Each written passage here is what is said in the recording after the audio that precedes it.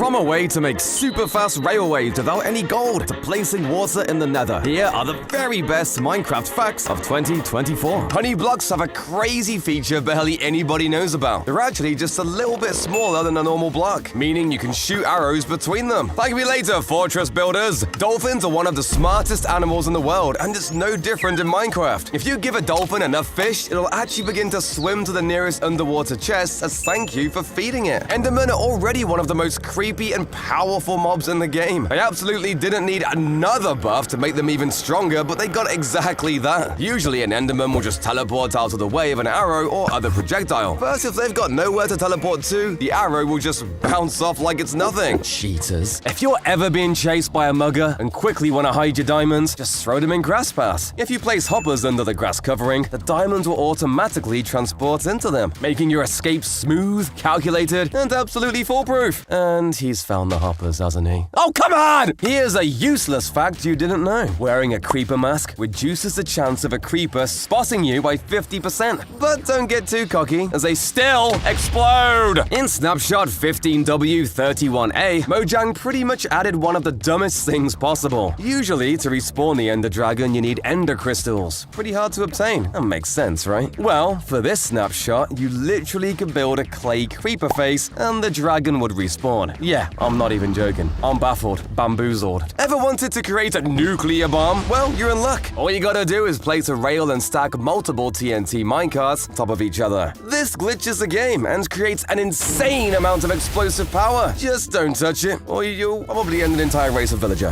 When thinking of unbreakable Minecraft blocks, bedrock is probably first to come to mind. You can't break bedrock with lava, TNT, or even a literal nuke. So would it surprise you that all it really takes is snow? In 1.17, if you place a cauldron and fill it up with powdered snow, then place a block above it and click the cauldron, it just disappears. Wow, nice job, Mojang. The Wither can't swim, making it impossible to spawn them underwater. However, there's a catch. If you swim to the bottom of the ocean and build a little bunker, you can spawn the Wither boss at the bottom of the ocean. And when released, it will kind of just stay in the ocean like a weird fish. So hey, if you want an invincible, three-headed fish that does nothing, you know what to do. Everyone knows bedrock is a completely unbreakable block. And in most Minecraft servers, breaking bedrock will get you banned. However, there's a catch. As in the nether, if you climb a ladder placed on the very top block of bedrock and throw an ender pearl like this, you teleport straight through the ceiling, putting you on top of the nether. But that's not all, as it's actually possible to break bedrock as well. All it takes is this simple TNT machine. Hop under the trapdoor, flick the lever, and right-click as fast as you can with a piston in your hand. If you click fast enough, the bedrock below the piston will glitch out and disappear, just like my dad when I was a child. Then he came back and ran away again. But a more obvious way to get banned is to hack. Auto-clickers are the most common hack, letting you click super fast without doing anything. This lets you place blocks super fast, bridge in crazy ways, or absolutely dominate in 1.8 PvP. But if you're really trying to get banned, fly hacks are the way to go. And yes, they do exactly what you think, allowing you to fly anywhere you want in survival mode. For obvious reasons, almost no servers allow this, making it one of the best ways to get banned. But let's talk about a different kind of seed for a moment. Speedrunning is a crazy way of playing Minecraft where you simply just try and beat the game as fast as possible. And if you want the cheat code, we got you. This current seed spawns you in a village with beds for the dragon, chests with obsidian, a ruined portal giving you everything to light the nether portal in minutes. But once you're in the nether, you don't need to stop for blazes or endermen, because the end portal in the stronghold is one of the 1 in a trillion glitched ones I mentioned earlier, and lets you enter as soon as you're back in the overworld, making this seed even rarer than 1 in a trillion. It's literally the best seed in the world. But the most popular form of Minecraft speedrunning doesn't let you pick the seed. You have to make a random world every single time. This means that if you even want a chance at the world record, you need to get lucky enough to have everything you need to beat the game nearby. And that's exactly what Duke did in his current world record. Duke spawned into this 1 in a million seed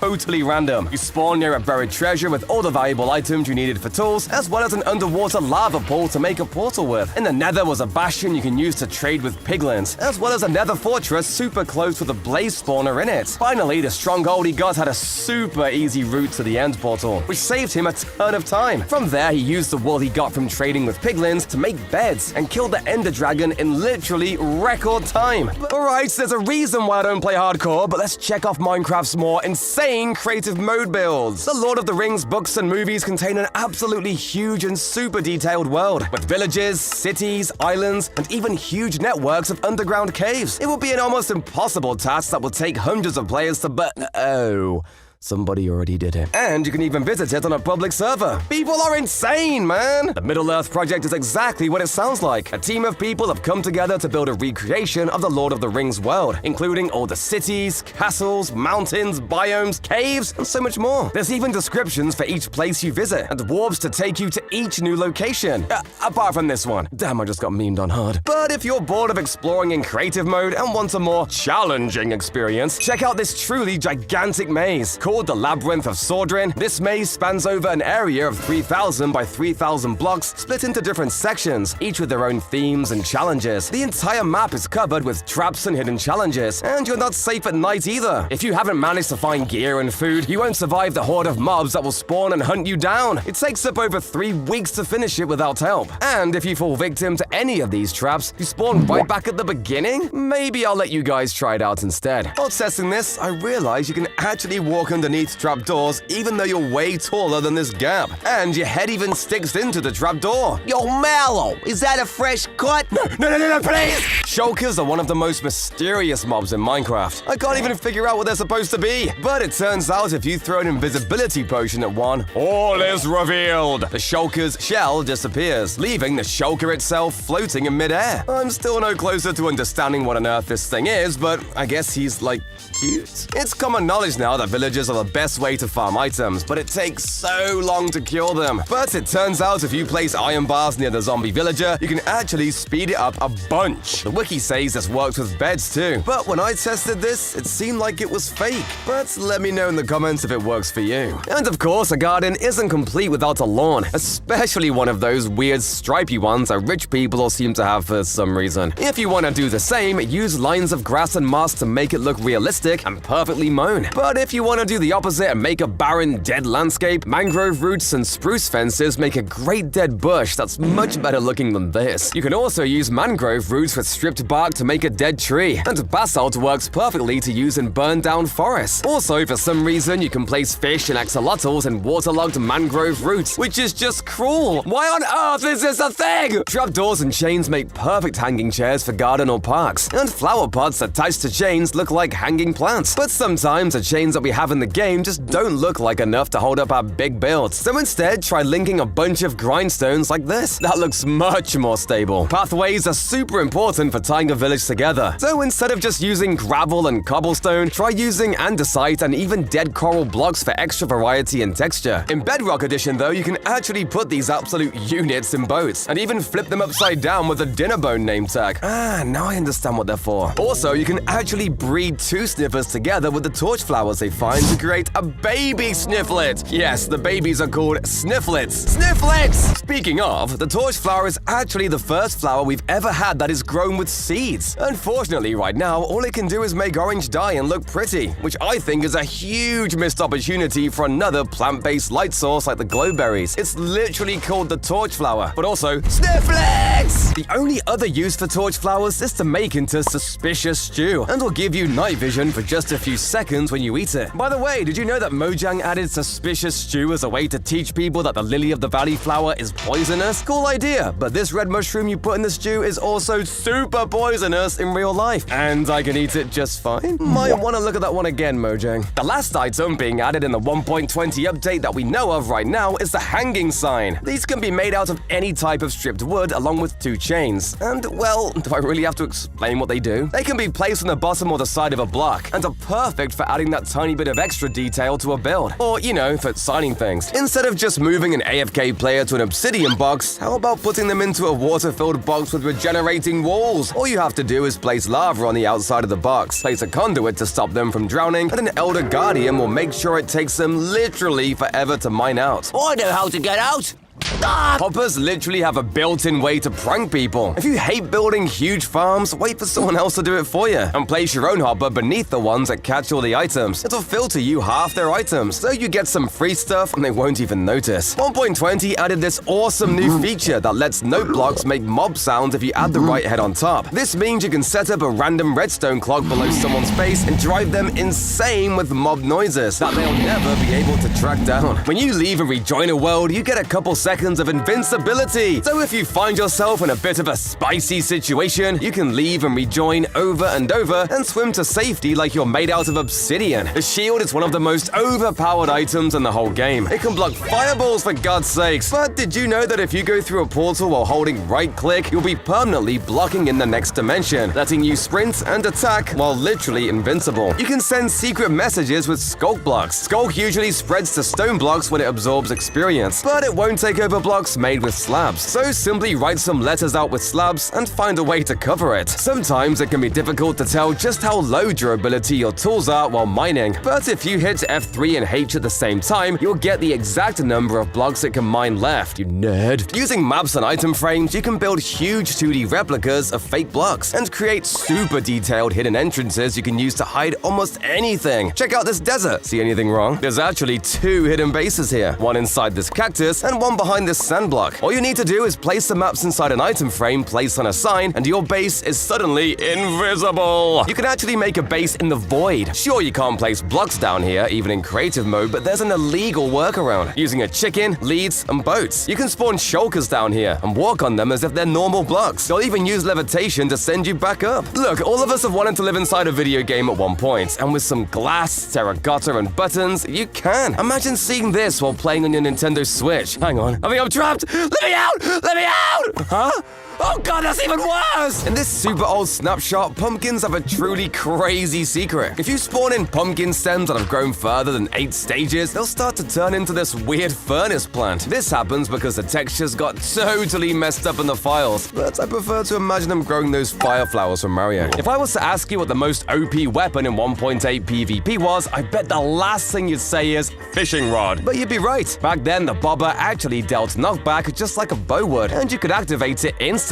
This meant you could use it to stop them sprinting and throw them into the air a little, letting you start combos super easily. There was also a glitch that literally let you do double damage using a fishing rod. If you hit them with someone with a rod and then immediately with a sword, they'll take way more damage from the sword hit. If your tools are running low on durability, you can combine 2 of the same type together to get a new tool with extra durability. It's only around 10%, but this can be the difference between killing a zombie or being stranded in hand-to-hand combat. Cauldrons might seem like one of the most useless items in the game, but surprisingly, they do actually have a use. For people who are too busy to make a huge cow farm for leather, but still want a change of clothes every so often, you can clean the dye off leather armor by washing it in a cauldron. Then you can re-dye it after. Starting with Minecraft's tallest ever woodland mansion, which is frankly really funny looking. It generated in an amplified world right at the build height, shaving off 90% of the actual building. There's also these giant cobblestone pillars that go all the way to sea level. The best part is it looks just as wild in a normal world too. And what's crazier is that the guy who found it says that it's actually possible to get an even taller mansion. But hey, size doesn't matter, right? Well, this massive sinkhole thinks otherwise. This glitched terrain holds the world record for the biggest sinkhole ever found. And not only does it go all the way down to lava level with these crazy rock formations and lava falls, but there's even an ocean monument in it as well. And if you're wondering how rare this seed actually is, it's 1 in a trillion. Read the title, you idiot. No matter how many are nearby or how close they're watching you, if you one-shot a zombified piglin using something like a Smite 5 sword, other piglins won't get mad at you. Just make sure you don't have sweeping edge on too. Walls don't have much of a use other than, you know, being walls. And to be fair, nobody even really uses them for that either. Either way, they actually have a use in Redstone. With a setup like this, you can place a single wall right here to instantly send a signal hundreds of blocks down. I know that doesn't sound that insane, but I know like 1% of you guys are freaking out right now. Waterlogged blocks completely break the game. Lily pads can be placed on any block that's waterlogged, creating illegal looking setups like this. But you can make it look even weirder by placing sugarcane next to the lily pads. Another build hack is this weird new flower power? Because this thing is 2 blocks tall when it's fully grown, you can put string above it to keep it at its 3rd stage, and use it to look like a weird, overgrown potato in your farms. A lot of the time, the builds you make look like they've been thrown into the world randomly and look super out of place. To fix this, try making shadows by placing slightly darker blocks near overhangs or edges. You can even add mossy blocks around trees to act as fallen leaves. 1.20 finally added armor customization with armor trims, but did they add the ability for our horses to get dripped with us? Alright, it doesn't work with diamond.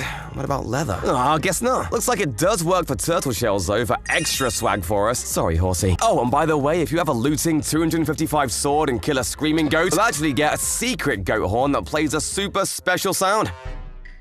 Did you know in recent Minecraft versions you can actually clutch without any items? All you need to do is hit crouch and space just before landing, and voila! I'm alive! One thing only pros know is if you push yourself into the end portal from underneath with a piston, you won't spawn on the main end island, and instead will spawn at your overworld coordinates in the end, which can make tons of super deadly traps. Soul Sand already slows your player down a ton, but adding Ice Blow will make you move even slower. But there's a way to be even slower. Cobwebs! You now have the slowest floor known to man. But if you're fast enough, you can actually use a bow and arrow to break minecarts and boats to troll your friends. Just make sure you got good aim, or you might just pull a JF Kennedy. And while we're at it, did you know evokers can turn blue-dyed sheep into red-dyed sheep? Yeah, pretty wild. Who knew they hated blue? Eating a chorus fruit will teleport you to a random nearby block, even if that block is maybe on the other side of a wall. So if you head underground and build a tunnel like this, making sure to place carpets on the ground, you can build a base on the other side of the wall that can be instantly entered by simply eating a chorus fruit. However, I think the best possible secret entrance is one that I've never seen anybody use. Simply dying can teleport you tens of thousands of blocks away depending on where you set your spawn. So you can make an underground obsidian bunker far away from anything else, store your items in an ender chest, and instantly teleport there. Then you can build a machine like this to obstruct your spawn point for 60 seconds and instantly respawn at 0-0 again. Slimes are the only mob you can kill with just a single punch, but the bigger versions are a little stronger. Luckily, slimes have terrible pathfinding and won't avoid things like lava, cactus, or big holes like this, making them easier to trap than any other mob. Sea turtles might have the most enemies in the game. Not only do all types of zombies try to break their eggs, but skeletons, ocelots, wolves, stray cats, and even zoglins will attack baby sea turtles. I don't know what they did to make so many enemies. They're so cute. This trick makes it look like a regular mining tunnel, but there's a secret. If you place redstone ore into the floor and connect that to a hidden observer, this ore becomes a trap trigger. Hide some TNT under that, and your friend won't know what hit him. This trick is so murky, I can barely even see. This is because you can hide campfires underneath your friend's flooring, and the smoke will float up through. Put as many as you can, and they'll have to tear up their house just to get rid of them. The biggest mistake people make is to mine randomly for the resources they need. You want diamonds? Go to a river. It turns out that if a river has a clay patch, that is a sign there are diamonds below. Start at the center of the clay patch, go 2 blocks in the Z direction, and mine straight down. You'll be swimming in diamonds! But never mine straight down. If you're not careful, you can break the block below you and fall straight into some lava. So, always mine down with 2 blocks and have a water bucket so you can clutch. Need a truly secret entrance? This hack lets you use a composter as a trapdoor. If you drop an item here, it falls into a hopper minecart, which activates a mechanism and drops you underground, allowing you out into your secret base. Having a villager at home is old news. This hack lets you have a totally tame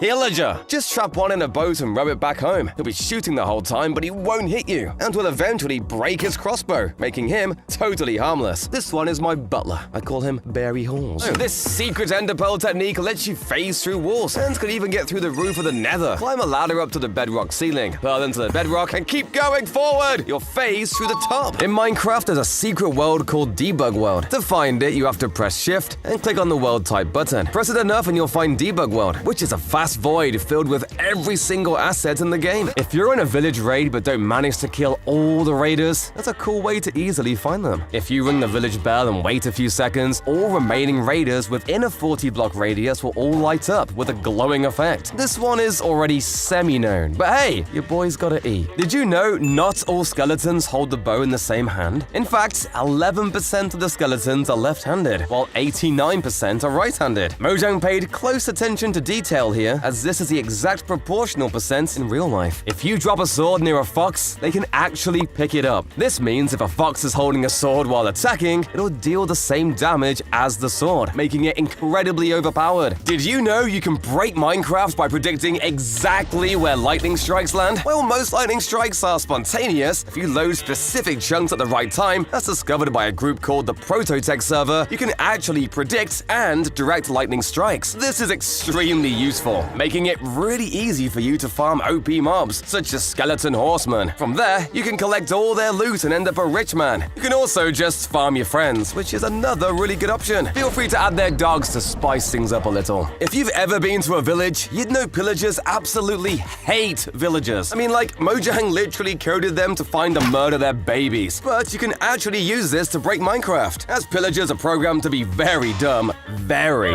If you put a villager in a minecart and have him circle around on a railroad, a pillager will forever go in circles, never able to reach him. Imagine bullying villagers. Losers. Wait! Minecraft seeds are randomly generated, meaning you could find entirely different kinds of structures depending on which world you spawn in. Normally, a good seed starts with spawning near a village or you finding yourself close to a desert temple. However, the best kind of seeds are the ones that absolutely defy all types of Minecraft logic, having weird lava structures like this or a literal glitched ender portal. These seeds completely break and defy every rule of Minecraft. So if you want to break Minecraft, try loading up one of these seeds. They'll give you a good excuse to blow up your friend's base. And their dogs. Don't forget the dogs. Hey, what are you doing? It was a Minecraft seed! That doesn't even make any sense! But if you want to go out with a bang, you should try lava casting. If you go onto 2B2T, a server with no rules, you'll see these everywhere. Using lava and water, people build these huge lava casts to scar the landscape of servers. They're super annoying to get rid of, but really easy to build. Start by building a staircase straight up into the sky, as high as you possibly can. Then, it's as simple as placing a lava bucket at the top, waiting, then placing water above, and ta-da! Now all your friends hate you. Well, more so than before, if that's possible. Ever wanted to get overpowered on an SMP so you can kill everyone? Because everyone knows the best way to get banned is to start wars and kill people. Well, there's a special trick with villagers that lets you get rich. Gather a whole bunch of villagers together and simply let a zombie loose on them. It might sound dumb, but trust me, once they've been turned into zombie villagers, cure them with weakness potions and golden apples. This basically makes you their daddy, and they'll give you a nice discount on all trades. Then you can repeat this until all their trades cost just 1 emerald. So if someone asks how you've got mending on literally everything, don't tell them the secret. But apparently it's not just players that can spawn floating above the water, because this seed has a woodland mansion doing exactly the same thing. This tiny island next to it is the only piece of land for miles around, and the F3 screen says it's still part of the ocean biome. The wildest part of this is that the game says this mansion actually spawned at the coordinates 0, 0, right in the center of the map. And these coordinates aren't even a dark oak forest. If I had to guess, the generation glitched out and thought there was just one block in a dark oak biome, but that would be crazy lucky. But if a floating mansion is too boring for you, how about a mansion buried underground? And if that's still not enough, why not put a village on top of it too? This seed is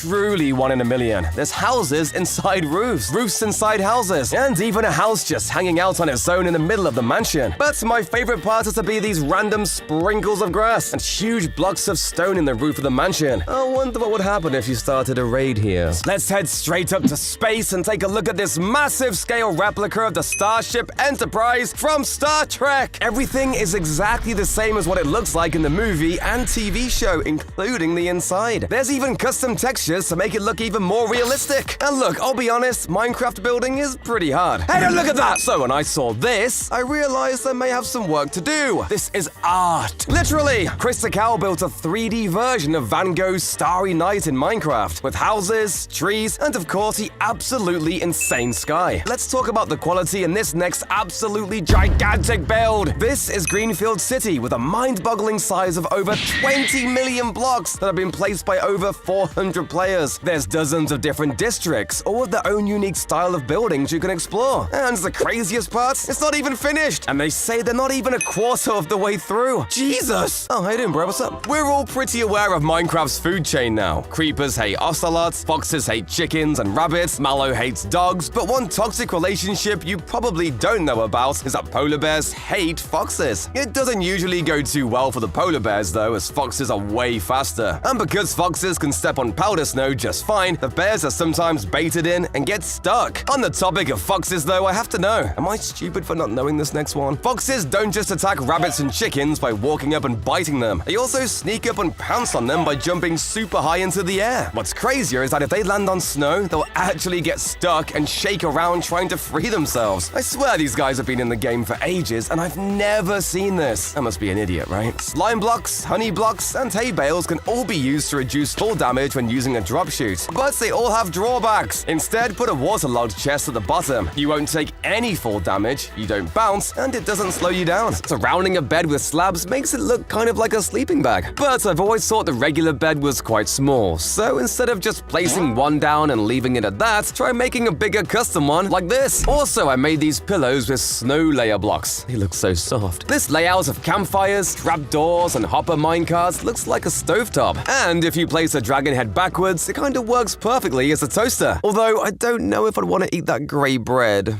But if you'd rather just cheat, you can use custom texture packs to change block designs for super detailed and useful new blocks. And if you want to go all the way, custom mob heads offer literally infinite possibilities for extra detail, like cakes, kitchen appliances, and smaller versions of blocks we already have. You can mix these in with blocks like iron bars to make things like CCTV cameras, but a skeleton head will work fine for this in a pinch. Oh, and if you've made a TV or computer somewhere in your house, backwards with the skeleton heads make great speakers. Oh, also, there was another really strange and kind of cruel bug where sitting cats would just sink down in water instead of standing up and swimming to safety like they do now. I'd be totally okay with this if it was dogs, but not my sweet kitties.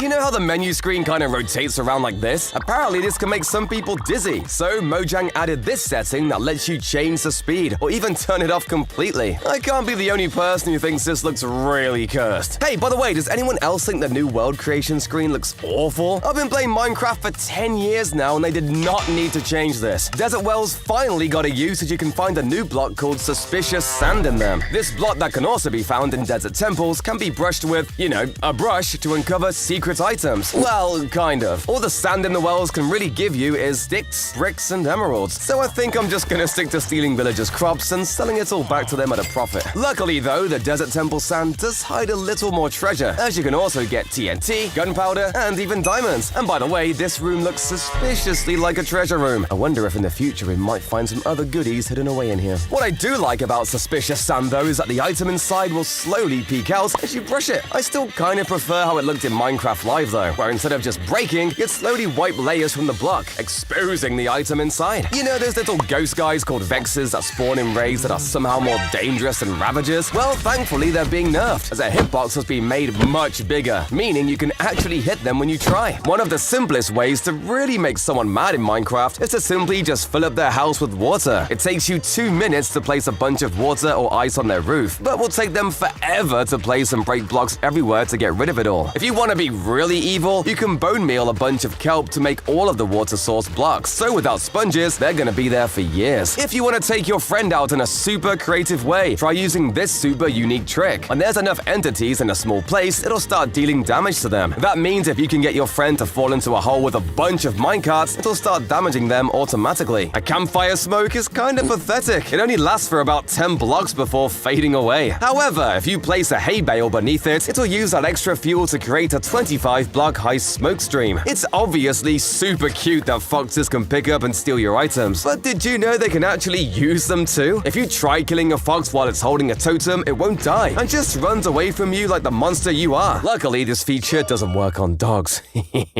Foxes can also eat chorus fruit if given the opportunity, and presumably get really confused after. You can go upstairs much faster if you've got auto jump enabled. Finally, maybe a reason to use this. Every Minecraft player's worst nightmare is having a creeper sneak in or spawn in their base and having it blow up everything. But to make this a little less disastrous, you can waterlog your chests to make them blast resistant. Walking over or punching redstone or activates observers, meaning you can create hidden cave bases really easily, or even hide some under a carpet or snow for a hidden entrance that'll probably just end up getting activated by a chicken or something. For something a little more secure, try hiding a hopper beneath a block and having a special item filter that only opens with a block named a certain way. Hoppers work under snow, slabs, soul sand, or even path blocks, but you can take it one step further by using a hopper minecart instead, as it'll pick up items through literally any block in the game. Hoppers can take items through path blocks because they're just a little smaller than a full block. We can take advantage of this in another way by hiding a lever under a tree next to some dirt and using a shovel or hoe to reveal it. In any official update before 1.8, you could use this illegal fire item to craft chainmail armor. The weirdest thing was that you couldn't even get the fire item, so it was a completely pointless craft. You can get invisible armor in Minecraft. Right now, I'm completely invisible! And all I'm wearing is this suit. To get this amazing armor, all you have to do is type this command and give yourself 100 armor points, the same as a full set of netherite armor, except totally invisible. Brown mushrooms, dragon eggs, and end portal flames all actually give off light, and the respawn anchor will slowly emit more and more light depending on how much glowstone you put into it, which I think is awesome! Zombies are pretty harmless on their own, but when there's dozens of them, they become harder to deal with, so it's absolutely terrifying that every night there's a chance of a literal zombie apocalypse spawning and attacking you and any nearby villagers. If you somehow manage to bring a hoglin through a portal to the overworld, it'll turn into a super gross-looking corrupted zoglin. These things will roam around menacingly, attacking any passive mob they see. Don't worry, mate, I'll be angry too if I look like that. Ender pearls are awesome for moving around and are even better in the nether. Here's a few tips to make you a pro at using them. If a pearl flies out of render distance, it won't teleport you until you load it again. This means you can throw a pearl wherever you want, lower your render distance, and travel wherever you want. Then when you want to leave, raise it again, and you'll be teleported to wherever you threw the pearl. Pearls can also be used to easily traverse the harsh terrain of the nether, but it can sometimes be super risky if you're pearling over lava or a long fall. However, if you're pearling against a wall, position yourself like this on the edge of a block and click as fast as you can while the pearl is flying. When the pearl hits, you'll instantly place a block below you, saving you from certain death and making you feel really cool. Anyone remember that survival island seed from years ago? Just me? God, I'm getting old. But anyway, this one blows that right out of the water. Not only does this tiny island have everything you need to get started, including a village, but also an ocean monument, an ancient city, as well as a mineshaft and stronghold inside the ancient city. And if you do eventually fancy a vacation away, the closest other landmass is a mushroom island. Anyway, did you know trains actually exist in Minecraft? And I'm not talking about minecarts. Well, technically they're called caravans, but if you attach a lead to just one llama, all nearby llamas will quickly run into formation and start following you around. With enough patience, you can breed llamas to have 15 slots of storage space, meaning you can carry around 150 shulkers worth of items with just a single lead. And when you're done with these llamas, if you attach the least one to a fence and then dispatch it, it'll lead the lead on the fence, giving you an extra bit of detail to decorate with. The inside of a mangrove log looks suspiciously like a nice piece of juicy meat. Moving on. Using some lightning rods, armor stands, and a campfire, you can make a super tasty looking hog roast. And if you think this flame is too big, you can place an armor stand and lava underneath for a much tamer flame. If you've ever tried to use crops like wheat as decoration, you've probably run into this problem. However, this illegal build hack will fix that. Water can actually hydrate dirt across thin air, letting you make things like these garden pots without visible water. Try using an upside down lightning rod with a candle placed on top to make a weirdly tall torch. It won't be quite as bright, but hey, you can stand on the edge of the rod for some reason. But what if I told you this myth says cats are even more powerful? Sure, they only have literally 2% of the warden's health, but they have a special secret. No matter how far you drop them from, they won't take any damage. Apparently, this is because in real life, cats can literally fall from 200 feet up and survive. It's so much better than a dog. Hey!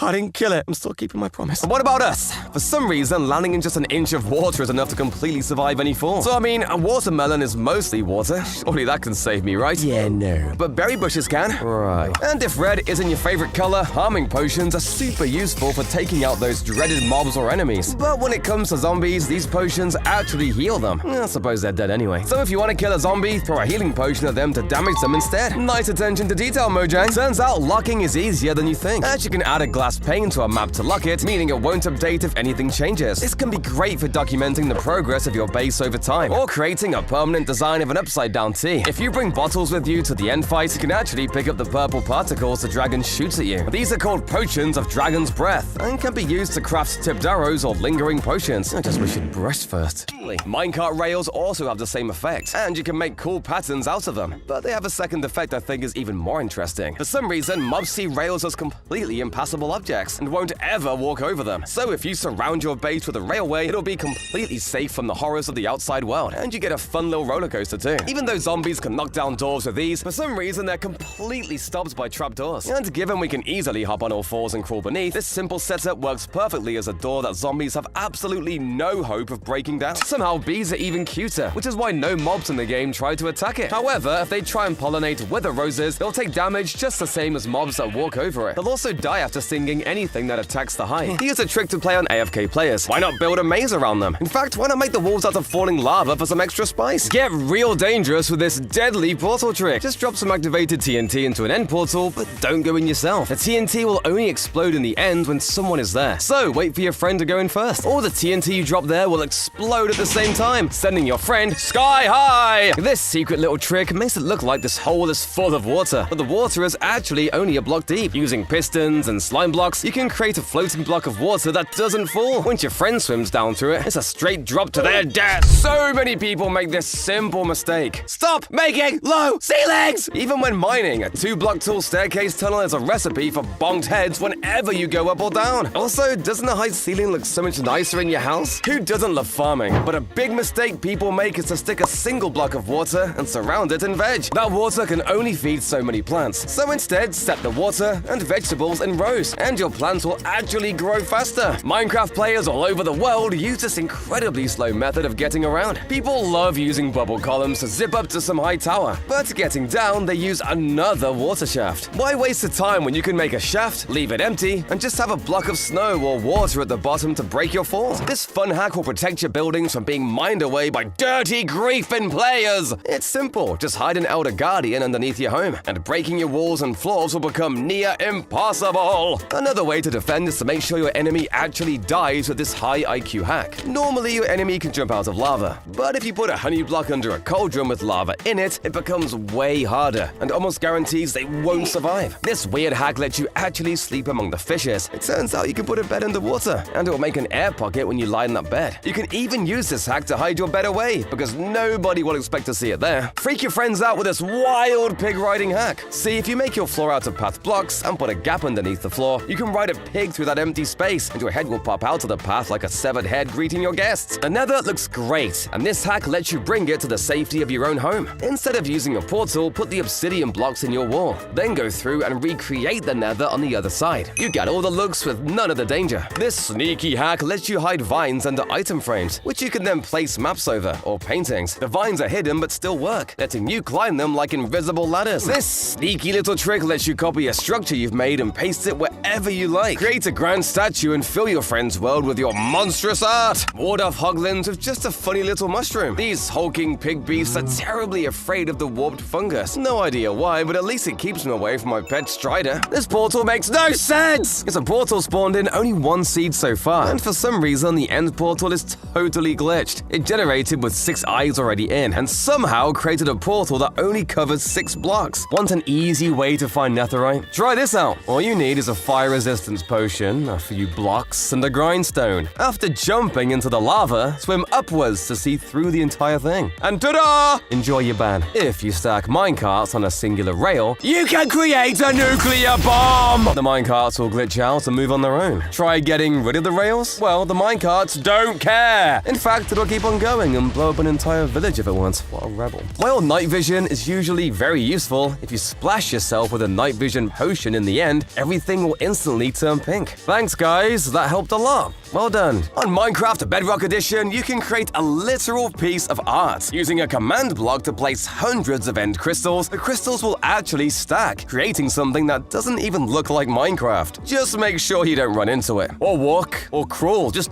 stay away! Over the years of Minecraft, farms have gotten more and more advanced. We went from farming melons to a fully functional wither farm. Using TNT, arrows, and insanely precise timing, these people built a machine able to get arrows to supersonic speeds, allowing you to one-shot the wither and farm its resources while AFK. In fact, there's even a function Unconventional Wolf Farm, which offers a new home to live dogs. Just turn it on and there we go. Hey, what happened to all my dogs? I didn't kill them. I did not. Everyone hates lag, and in normal cases, you want to avoid it. But when you're trying to get banned, it's your best friend. What most people don't know is that there's a way to lag out entire servers super easily. The best way to do this is to place a whole bunch of soul sand in an ocean, and then throw as many snowballs as you possibly can, which collect into the pool of bubbles. And it's done. All of the bubbles send the snowballs flying up and down, which destroys the server. This lag is so bad, it deserves a prison sentence. Please don't do this, unless you like prison. Which, to be honest, free food, no rent, no parents. That's it, I'm doing this right now. Most servers stop you from using commands for obvious reasons. But if the server owner forgot to disable them, it's free game, baby! The /teleport all entities command has to be the best, teleporting all mobs loaded into the server to any player you want. It lags their game, and if they've got their volume on, you just unlocked a deaf friend. You can also use /give to get any block or item you want in the entire game, including command blocks and debug sticks. And of course, try putting yourself in creative mode. Fly around wherever you want and give items to everyone on the server. Come on guys, spread the love. Talking about end frames, some seeds have something a little bit more common, but just as weird. Instead of all the frames being filled, only a few of them will be, but the portal will still be lit. This one has just 9 eyes and a full portal, but you can get portals with only 2 eyes which still work. It's some glitchy mechanics with chunk borders that make this work. When you load the world, the game checks 1 chunk at a time for a finished portal, and if it thinks one part of the frame is complete, it'll spawn the portal before it even looks at the rest. I don't even know what I just said. Cool. But let's head back above ground for a second to look at some crazy world generation. Mojang recently changed how terrain is made to make it seem more realistic. But when you look at this seed, it feels as though they completely messed it up. I promise you, I'm not in an amplified world. This is just how it looks around here. Complete with crazy cliff faces, floating islands, and awesome overhangs, this area has it all. It even has a lava stream burning all the plants near it to the ground. I'll admit, it does look cool when it breaks the bamboo though. Sorry, pandas. But this next one takes the cake for my favorite seed in Minecraft. Take a look at this. It's like something out of a sci-fi movie. It looks like some sort of crazy asteroid belt, or maybe the ring surrounding a planet. I guess because this is a stony peaks biome in the middle of an ocean, the game tried to make huge mountains and rocks, but it glitched out in a major way. I could totally imagine someone building a mysterious orb or machine that's supposed to make all of these rocks and precious minerals float in the air like this. I'll do it myself, but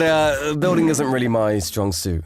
Tango Tech built a full-on roguelike exploration-based multiplayer video game in Minecraft called Decked Out. The map is super detailed and is filled with secrets, traps, and enemies waiting to jump out at you at any moment. The longer you spend inside the maze, the harder it gets. The map changes, and you'll even start to be attacked by more enemies. There's even a currency, spells, and special items you have to collect to give yourself a better chance at surviving each round. Decked Out was all built in survival, and a huge area needed to be cleared out to build it. But how on earth do you clear such a big area out quickly? This question was once again answered by the geniuses at Psycraft, who have created multiple ways of automatically tearing through huge portions of the world. The oldest version of this is the World Eater. It uses TNT duplicators and flying machines to slowly bomb the world below and create huge holes in the landscape. But what if you want to keep all the resources instead of just destroying them? For that, you need a quarry instead. A totally different and even more impressive machine that uses slime to grab the blocks from below the world, moves them into a safe TNT mining chamber, and sorts everything automatically. Although it doesn't look it, villagers can actually wear armor. They can even wear mob heads and pumpkins, but nobody wants to see that. You can use dispensers to equip it to them, and even put enchantments on each piece of armor, including Thorns enchantment.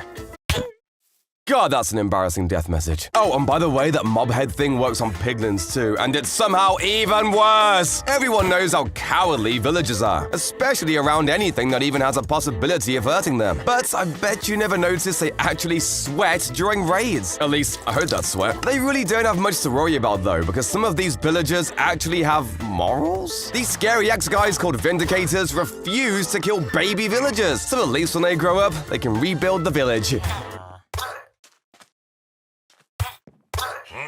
Never mind. You can get floating Minecraft tracks by placing them on trapdoors and flipping them down. Aside from this just looking really weird, you can make some pretty crazy traps with this, as all the rails disappear at once when anything updates them. Are regular carpets too boring for you? First of all, what's your problem? Carpets are awesome and fluffy and incredible, but secondly, you can use coral fans on waterlogged slabs to make more interesting 3D cool colorful carpets. Alternatively, you can place crimson or warped signs underneath to make different patterns, but they look best when you mix in lots of different blocks and techniques to add variety in both texture and depth. This works for bookshelves too. Beehives, stairs, looms, and more all work great to add extra interest and variety. Have you ever realized that frog lights look kind of like those paper lanterns people release on different holidays? Oh, this gives me an idea. Just add some hanging roots below and you've destroyed the environment. I made a beautiful light show. Yes. Oh, and their texture also got an update. They now look eerily similar to the alley. I wonder if there's supposed to be some evil version of them. That'll explain why alleys can be found in those cages at pillager outposts. Aside from the cherry wood that's being added, we're also getting a second set of wooden blocks made out of bamboo. 9 bamboo items make a bamboo block, which can be turned into everything you'd expect, but with a light green, jungly sort of feel. There's even a special bamboo mosaic block that can be made from 2 slabs, but I've got no clue how you'd use this in a build, so let me know if you figure that out. We also got a new decorative item called the Decorated Pot. Again, this doesn't exactly do much, but it actually looks pretty cool. You can craft it with 4 bricks in a diamond shape, but if you replace any of these with one of 4 types of pottery shard also obtained from brushing suspicious sand, one side of the block will have a picture carved into it like this. This block is super fragile though, and will break into pieces if you hit it with any tool. Sure, you can use these as a decorative item, but it also has its place as a building block, as they're just a little smaller than a regular block, allowing you to make some pretty cool patterns and pillars with them. However, I think my favorite new block has to be the chiseled bookshelf. You craft these with wood and slabs, and surprise, surprise, you can use them to store books, including enchanted books and written books, meaning you can leave hidden messages around your house, or just hide away your valuable mending books because you just know someone's gonna try and steal them sooner or later. Dripstone works too if you're not feeling that mean, but let's face it, you'd rather blow them up. Another great way to blow someone sky high is with TNT minecarts. Sure, there's all these ways to create nukes with them, but let's face it, you're gonna have to end up cleaning that up. So instead, if someone has a railway down to their mines, just add a couple TNT minecarts at the end. When they run into them and blow up, if anything, you're just helping them mine. Since they were added in the 1.13 update, bubble columns have been the absolute best elevator solution we've had. And conveniently, there's tons of ways to trap them and make your friends' lives just a little bit worse. The easiest is to surround the top in obsidian, so they have to spend ages mining it while underwater to get out. But my personal favorite is to shoot a bunch of tipped arrows in the water that hit anyone coming up. Instant damage or poison works to give them a real scare, but I prefer to use slowness to create just the tiniest inconvenience for them. Speaking of, if you're looking for a block to build your TNT-based farms out of, waterlogged leaves might be for you. They're totally blast resistant and super easy to get a hold of. Just be careful you don't accidentally flood your redstone. End portal flames are one of the only impossible blocks to break in Minecraft, right? Wrong! Using a red mushroom plate just right, you can grow it with bone meal and use it to totally delete the frames. Chests usually can't be opened when they've got a block above them, so explain how this works. It's actually just a stair placed backwards. This also works with any other block that's not just as big as a normal block, such as farmland or path blocks, and leaves you a bunch of new opportunities to hide away your goodies. Skeletons can usually see you from about this far. It's around 16 blocks, which, to be fair, is pretty good for a life form with bones for eyeballs. But if you chuck on a mob head like a zombie or skeleton skull, this distance gets much smaller and allows you to get as close as 8 blocks away without them seeing you. The only problem is that now I can't see anything. Speaking of skeletons, there's actually a super clever way to get music discs that I bet you didn't know. Their arrows will turn to fireballs when shot through lava, and can even light TNT. This means you can collect a bunch of creepers in a pit and blow them all up with a skeleton like this, and end up with dozens of music discs almost instantly. Hitting a mob with a channeling trident in a thunderstorm makes possibly the worst noise in the game. It's so loud! If you place perfectly white maps on sea lanterns or glowstone, you can make a super trippy infinite room. Most people use this to troll their friends, but honestly, I think it makes a super cool house. Just try not to get a headache smacking into the walls. You can use a similar trick to make custom wallpaper for your house. Depending on your dedication, you can make custom blocks, simple patterns, or super ornate drawings rivaled only by glazed terracotta, whatever that's supposed to be. Using a hoe or a shovel on dirt will send a pulse to a hidden observer, letting you create wild hidden bases like the one Mr. Insane made in his world. This does seem like a lot of effort for a single-player world though. What are you hiding it from? Herobrine? Something slightly more practical is this instant base idea that uses nothing but saplings. At the start of your world, put some oak saplings down where you want the walls. Once you're back from mining or looking for food, your house will have literally built itself. They actually behave almost exactly the same as a Vindicator named Johnny, a secret mob that definitely doesn't keep me awake at night. Here's Johnny! Grandma, what? If you build an end portal in this specific way and fill the northern frames in last, the end portal will generate in completely the wrong place. If you want it to actually work, you have to place all the frames from the inside. But I think this looks way cooler. If you type flower into the creative menu, it'll only show you these ones. If you want to see all of them, you need to put a hashtag in front. For some reason though, typing hashtag blocks only shows you these 4 nether blocks. I think I'm having an identity crisis. When you're out in the end raiding cities, shulkers can actually get really annoying, especially as you get further up the buildings. So before heading into one, grab some chorus fruit. If you get hit by a bunch of pellets and end up floating high above the ground, eat some chorus right before you fall, and it'll teleport you back down without dealing damage. You have to do it with levitation active though. I learned that the hard way. This does, however, also work with Elytras, allowing you to get back to the ground super quickly and painlessly. And for a more hardcore survival island experience, try this evil-looking seed. There's no helpful villagers or convenient trees to help you out here. Just some lava, obsidian, and a couple apples to help you on your journey. If you can figure out where you're even going. Watch and learn.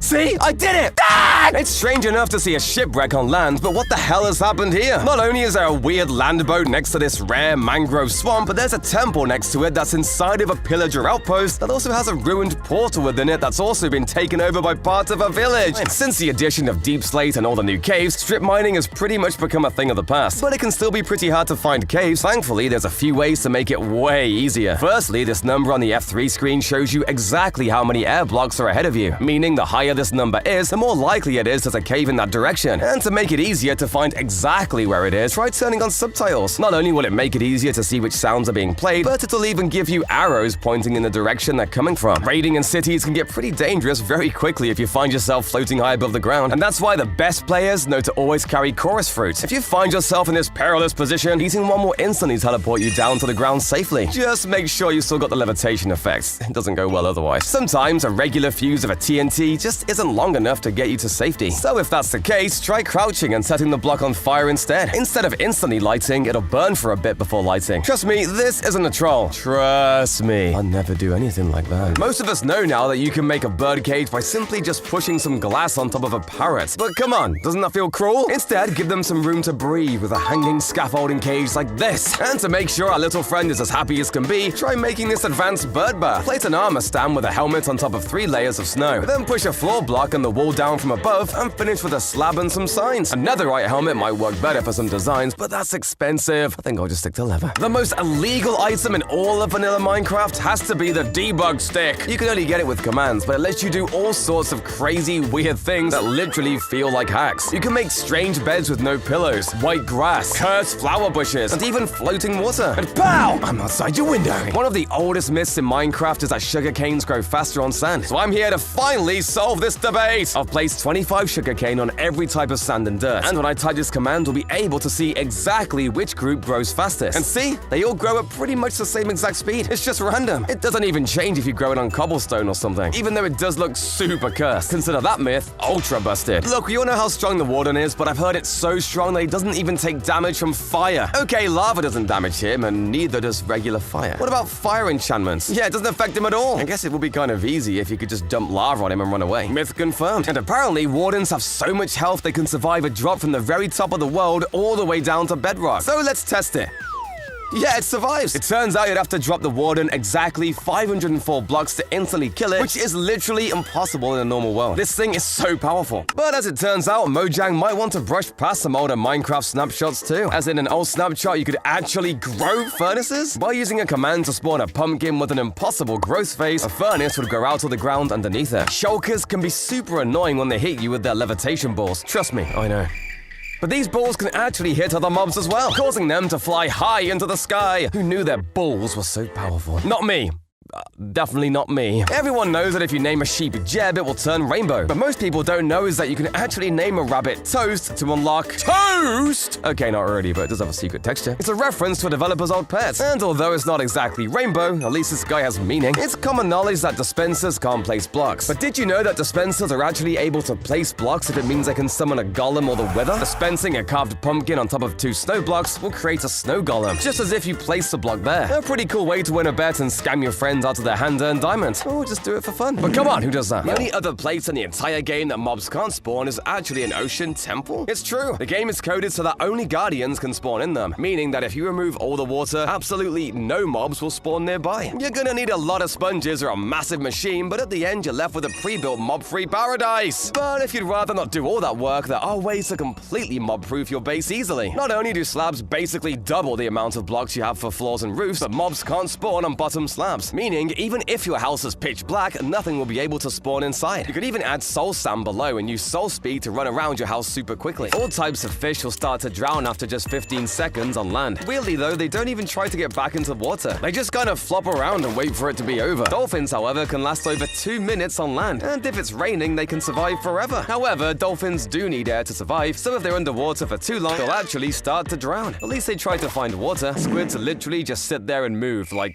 that. Endermites used to have a huge weakness that nobody knows about. Before 1.15, if they stood on soul sand, they'd suffocate and die. This was eventually fixed, so now their only predator is Enderman. Snow golems aren't exactly the strongest defense your base can have. Their attacks don't even do damage, and they're made even worse by the fact that they can't even survive in warm climates like deserts or in the rain. They also only have 2 hearts of health. I'll stick to iron golems if I were you. If they have an auto smelter, a simple yet wicked trick is a little sabotage. Clog up the works by putting dirt in the furnaces. They can't smelt it, so they'll be stuck here until your friend cleans them out by hand. String tripwire can block bamboo and sugarcane from growing, and is invisible. Use it in this wicked trick. Put it on your friends' farms and see how long it takes them to notice that bamboo just isn't growing at all. An even better trick to play on AFK friends is to build a whole portal around them. It'll send them to the nether, and once you break the portals on either side, they'll be crying out, wondering how they even got here. Did your friend live near a village? Play a fun little trick by putting name tags on all the villagers. Name them with taunts and jokes about your friend, and watch them wonder why all the villagers are so mean. Want to trick your friend who just got a brand new set of netherite tools? Enchanted stone tools look a lot like the netherite set, so why not get some efficiency 1 stone equipment and swap them over? They won't need the netherite ones, right? Using shears to collect leaves? Big mistake! You could instead use a hoe, as more modern updates of the game have improved the hoe. And with enchantments like Fortune, you can get way more items, way faster. Path blocks, they look great in a lot of spaces, but they're slightly shorter than the average block. If there's any empty space next to a path block, even if another block is on top trying to hide it, the gap will still be there. Look at it, you can see right through that. Piston door lag! It's a big mistake that happens all the time. Pistons pushing blocks out of the way looks all fancy, but takes precious time when you're trying to get through. Put the pressure plate a few blocks back so you don't smash your face on an automatic door or secret entrance. A major mistake when making an enchantment table is forgetting to bring the right items. Make sure any lapis or books are nearby in chests so you don't have to remember at all. Speaking of storage, what on earth is this? Nothing is sorted, it's all just thrown together any which way. Set aside different chests to hold different things. Want tools? Make a tool chest so you know where all your tools are. In fact, stop using chests entirely. They're old and dumb and stupid. Well, alright, they look okay. But barrels carry the same amount, cost less to make, and can actually be opened even when another block is on top of it. Optical illusions can be used in some crazy hacks, like this house that watches you wherever you go. Thanks to the way those creepy eyes have been made, they actually sink into the building, creating that creepy illusion. I've got my eye on you. This weird hack takes advantage of a cute little axolotl. If you tie a leash to one and connect that to a post, that post gets this cool rope model put on it. And when you pick the axolotl up again in the bucket, the leash is gone, but the rope stays, providing a nice detail to your fancy bridge or fence. Check out this insane near illegal hack, where this water is somehow protected from the lava. What's actually happening is that the lower block has a waterlogged sign, and that sign is keeping the lava up, while the waterlogging makes sure it doesn't burn. It's a crazy hack which can be a crazy decoration to show your friends. Minecarts can fit almost any mob, including sniffers, ravagers, and even guests. That's a hell of a visitor when you send it down the rails to your friend's home base. Ever feel like a zombie horde is never ending? That's because it might be. Anytime you hit a zombie, it will look around and try 50 times to spawn a new zombie. It only has up to a 10% chance to succeed though, unless it's a leader!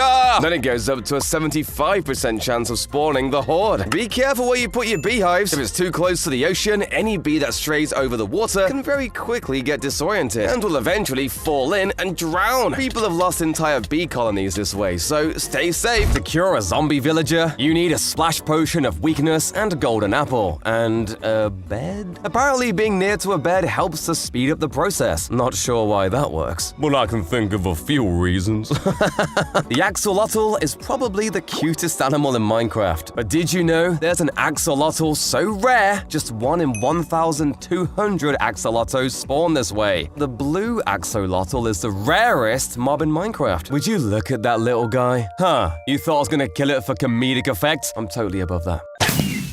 I lied! And for even more detail in these buildings, try using this square character to make it look like signs are nailed down. This works really well for boarding up doors and windows. You can even use spruce trap doors placed on the ground to give the effect that a door was broken down. Waterlogged stairs can be used to make tiny creeks that wind throughout your buildings. But a more practical use for them is to add water sources to your farms that you can't fall into. Animation is the best way to make any building come alive, and the absolute easiest way to do this is to hide a spore blossom somewhere. They create a bunch of these tiny little green particles that are just so pretty. Sometimes the flames from fire and campfires are just way too big. So instead, try putting an armor stand below ground and lava for a much smaller and way cuter little flame. Oh, look at it, so tiny. By placing banners below stair blocks, you can make couches with cushions. This also works for beds and comfy chairs. If you want to be able to actually use your chairs, you can push a stair or slab into a minecart and you'll be able to sit in it. And if you want chairs to put outside, campfires make great benches coupled with signs and trapdoors. They also work great in log piles to add extra detail in the form of tiny little logs or sticks, as some people call them. I also like to add barrels, fences, and slabs to these to add extra detail and storage to a survival build like this. Okay, so villagers aren't the smartest mobs, but did you know they're immortal? Just kidding, did you really believe that? But they kind of are, because if you make a glass container and have a villager go in for a little nap, you can surround him all with lava and watch him die! Wait, how the f did he survive? Really, Mojang? I'm trying to have fun here and be an evil man. Ghasts are annoying. Let's be honest, they're ugly, hurt your eyes, they suck. That is until you use them to turn them into a ghast turret. Yes, you heard that right. You can trap ghasts and turn them into your own turret machine. By clicking fast, you're able to direct the fireballs to wherever you want, making it the perfect defense for infinite TNT flying machines. And also just destroying your friend's house and their dogs. And their dogs.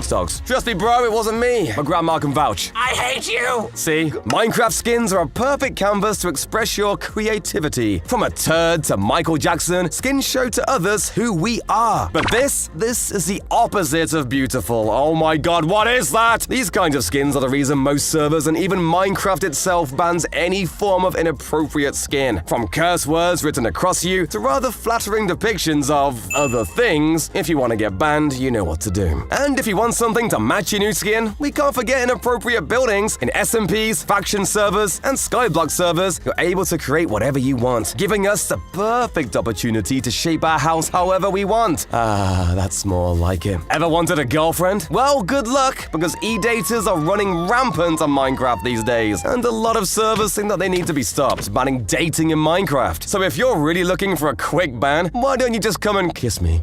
I mean, Get a room, guys! Seriously. woodland mansions are one of the rarest and coolest structures in the game, and this one is even cooler. Not only did this mansion spawn in the middle of a swamp, but it's also right next to this crazy dripstone sinkhole. And if that wasn't cool enough, these waterfalls can even spawn axolotls. Talk about luxury. If you like caves and caverns, you'll love this next seed. Imagine loading up a new Minecraft world to play on, and suddenly you spawn here. You're placed right in the middle of this huge open cavern with near infinite dripstone caves to explore. There's even an ancient city deep inside if you're feeling courageous. But you don't have to go too far to make use of this giant cave. Just follow this waterfall down and you'll end up right next to 1, 2, 3, 4, 5, 6 exposed diamonds. Good luck mining them though. And you can't craft a pickaxe with this whole cave system being underneath a giant desert with no trees in sight for miles. But thankfully, I have creative mode. Wait. Ah! If giant caves and lava pools aren't your style, try out this seed that has to have one of the prettiest spawn points in the entire game. In the middle of this ring of cold, snow-tipped mountains lies a quiet little village, complete with farms, cats, and baby donkeys. Just next to it, there's even a gorgeous flower forest, as well as pigs, chickens, and caves with iron in them, all contained within this beautiful scenery. But even that doesn't compare to this village, which rests on a grassy plain covered in flowers, right above this huge exposed lush cave. There's even a ruined portal and a bunch of food nearby to get you started in this world. It doesn't get better than this. Isn't that right, Mr. Villager? Wow, wow, wow, wow, wow. Oh, why would you kill an innocent dog? That's just cruel. Most people use fences, slabs, or iron bars for balcony railings. But come on, I'm too short! I can't see over! Instead, try adding carpets on top of barriers to create this sleek, modern railing that you can actually see past. If you want to do this in survival, you can use string instead for the same effect. This trick also works to hide lighting blocks in your roof. Yeah, just ignore the cobwebs up there. They stop the roof falling down. Looms kind of look like empty bookshelves, so you can mix in a few to make it look like you actually read. If you want to add more life to a hedge, you can place sunflowers and invisible item frames to add flowers. Drip leaves also work really well as a natural archway if you need a way through. Ever see this mob? Because if you have, you're one of the lucky ones. This is called the Cluck Shroom. And yes, it drops mushrooms. This mob was released exclusively for Minecraft Earth. And with a 2% chance of naturally spawning, you don't want to lose this guy. Mushy? Mushy, why? If you're in Minecraft Bedrock Edition and you catch on fire, don't panic! Just craft a campfire, and you can light it for completely free just from standing on it. Oh man, what a good trade-off. Now that's what I call making the best out of a bad situation. In the early versions of Minecraft InDev, you could stack up to 99 items in Minecraft. This was later changed by Notch to the iconic 64 items you can hold today. Hey, you do you, bro. Everyone knows if you hit a zombie piglin in a swarm, it's not gonna be a fun time for you.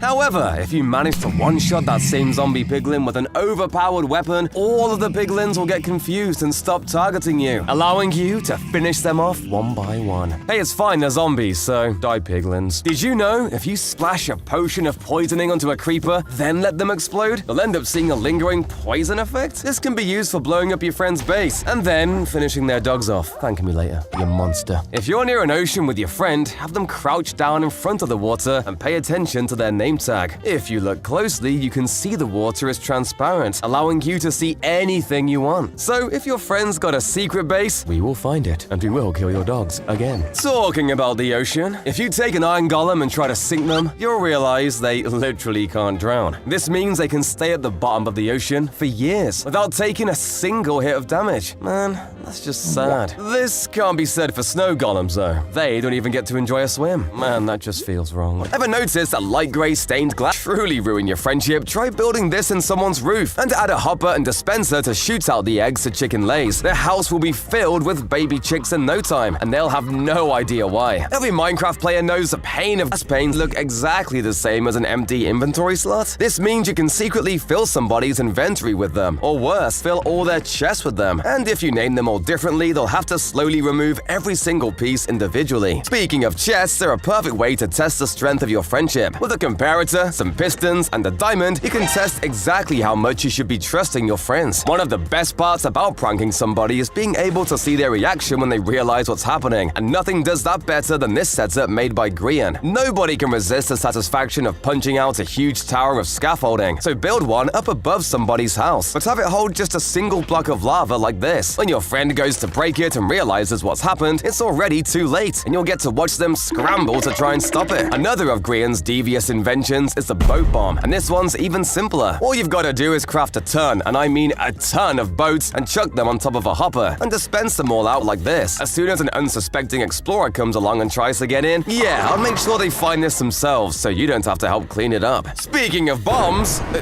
I'm sorry! Did you know that TNT dropped into an end portal doesn't actually explode until you jump in yourself? It even keeps its fuse length, so if you drop it from around 70 blocks up, it'll instantly blow up whoever is unfortunate enough to head through next, along with all the valuable gear they were bringing too. Luckily, this crazy lightning generator isn't quite as loud. You can make it with a piston, lightning rod, and channeling trident, and having a bunch of them allows you to do, well, not much really. But I guess you can trap your friend in a box like this and give them an electrifying experience.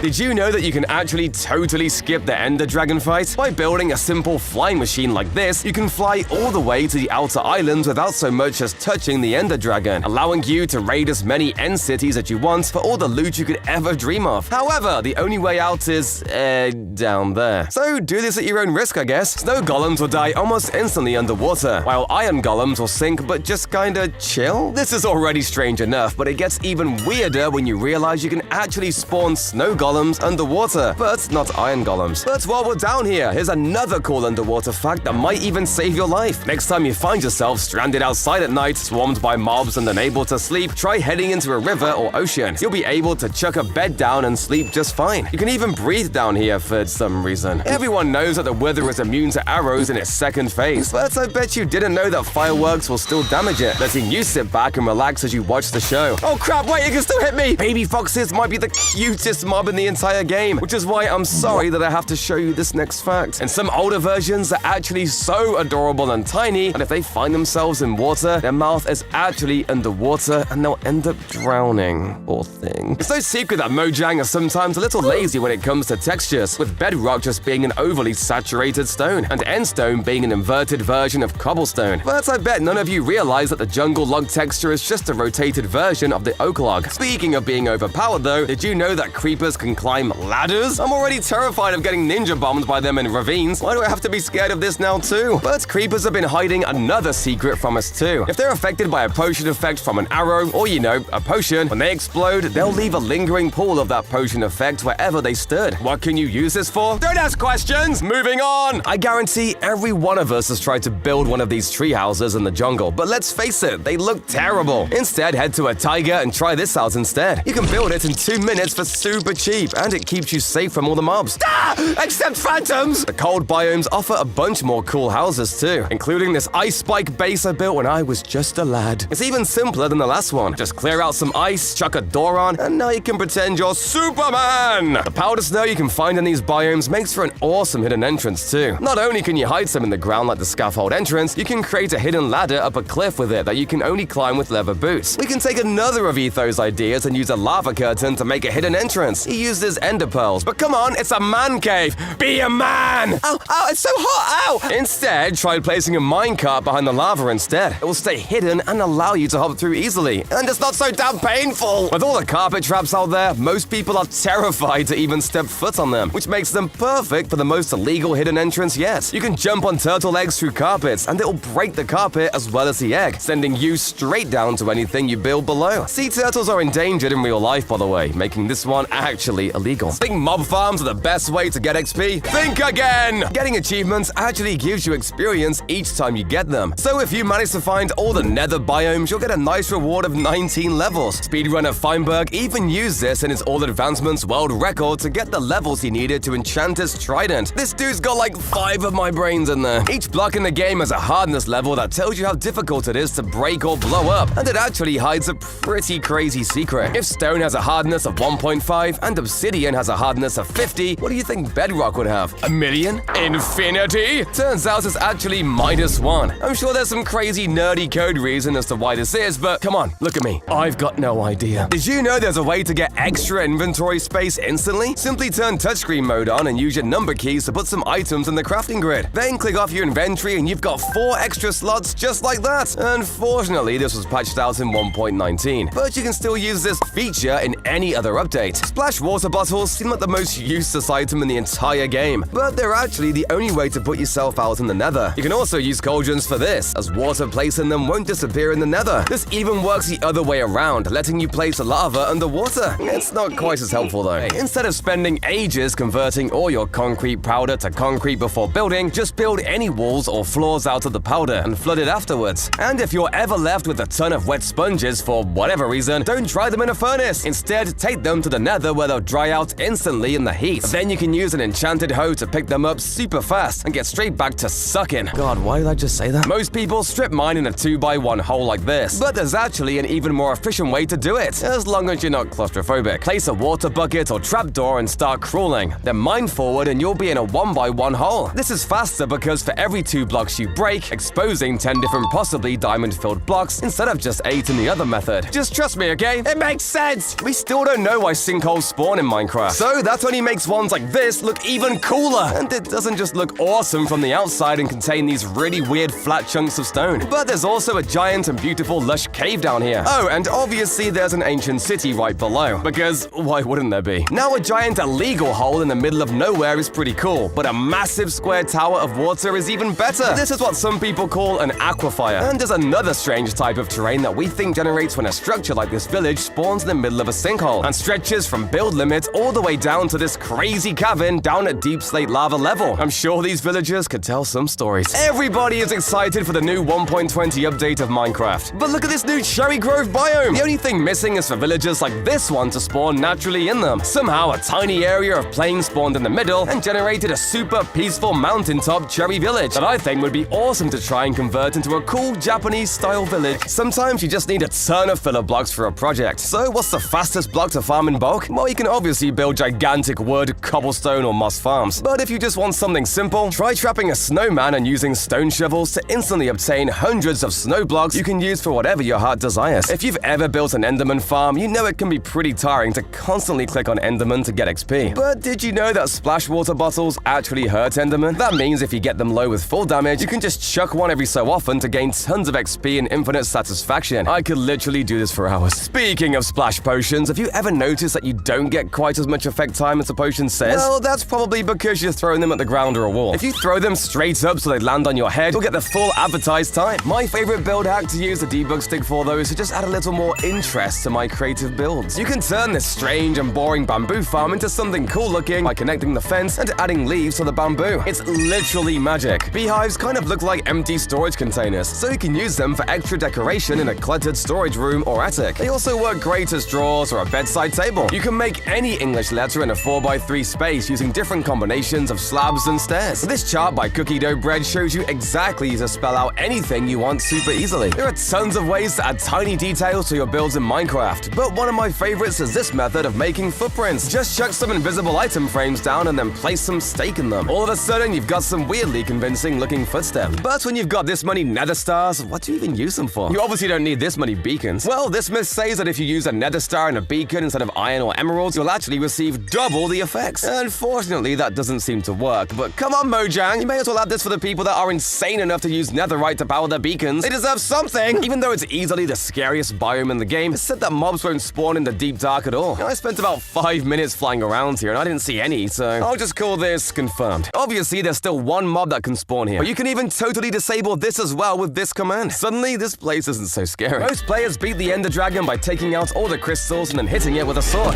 But excuse you? I watched Dream back in the day, and not only have I seen his face before he put the mask back on, but even I know that you can skip this process entirely by waiting for the dragon to perch and then using beds to blow it up. Take that, American military! Cactuses are able to destroy items and thrown at them, but they are the only block that can do this. Dropping an anvil on some items from 4 blocks or higher will instantly destroy those items. Pretty cool. The invisibility potion is great for hiding from your friends, also sneak past mobs, but for some reason, villagers will still look at you, even if you're completely invisible. The same thing happens with enchanting tables, so if you're trying to spy on your friends, make sure a villager don't snitch on you. If you want something even less suspicious, try breaking a hole beneath a lava pool and placing some water like this, and building your base down here. Lava pools are totally natural, and nobody ever touches them on a server, making them the perfect place to slip into, even if it is a little painful. Snow golems aren't the only mob that doesn't like the rain though. Pandas are actually terrified of thunderstorms, and they don't just take damage in the rain. They hide their face and whimper as though they're actually scared. Also, did you know pandas eat cake? That's not a weakness or anything, I just thought it was cool. Ah,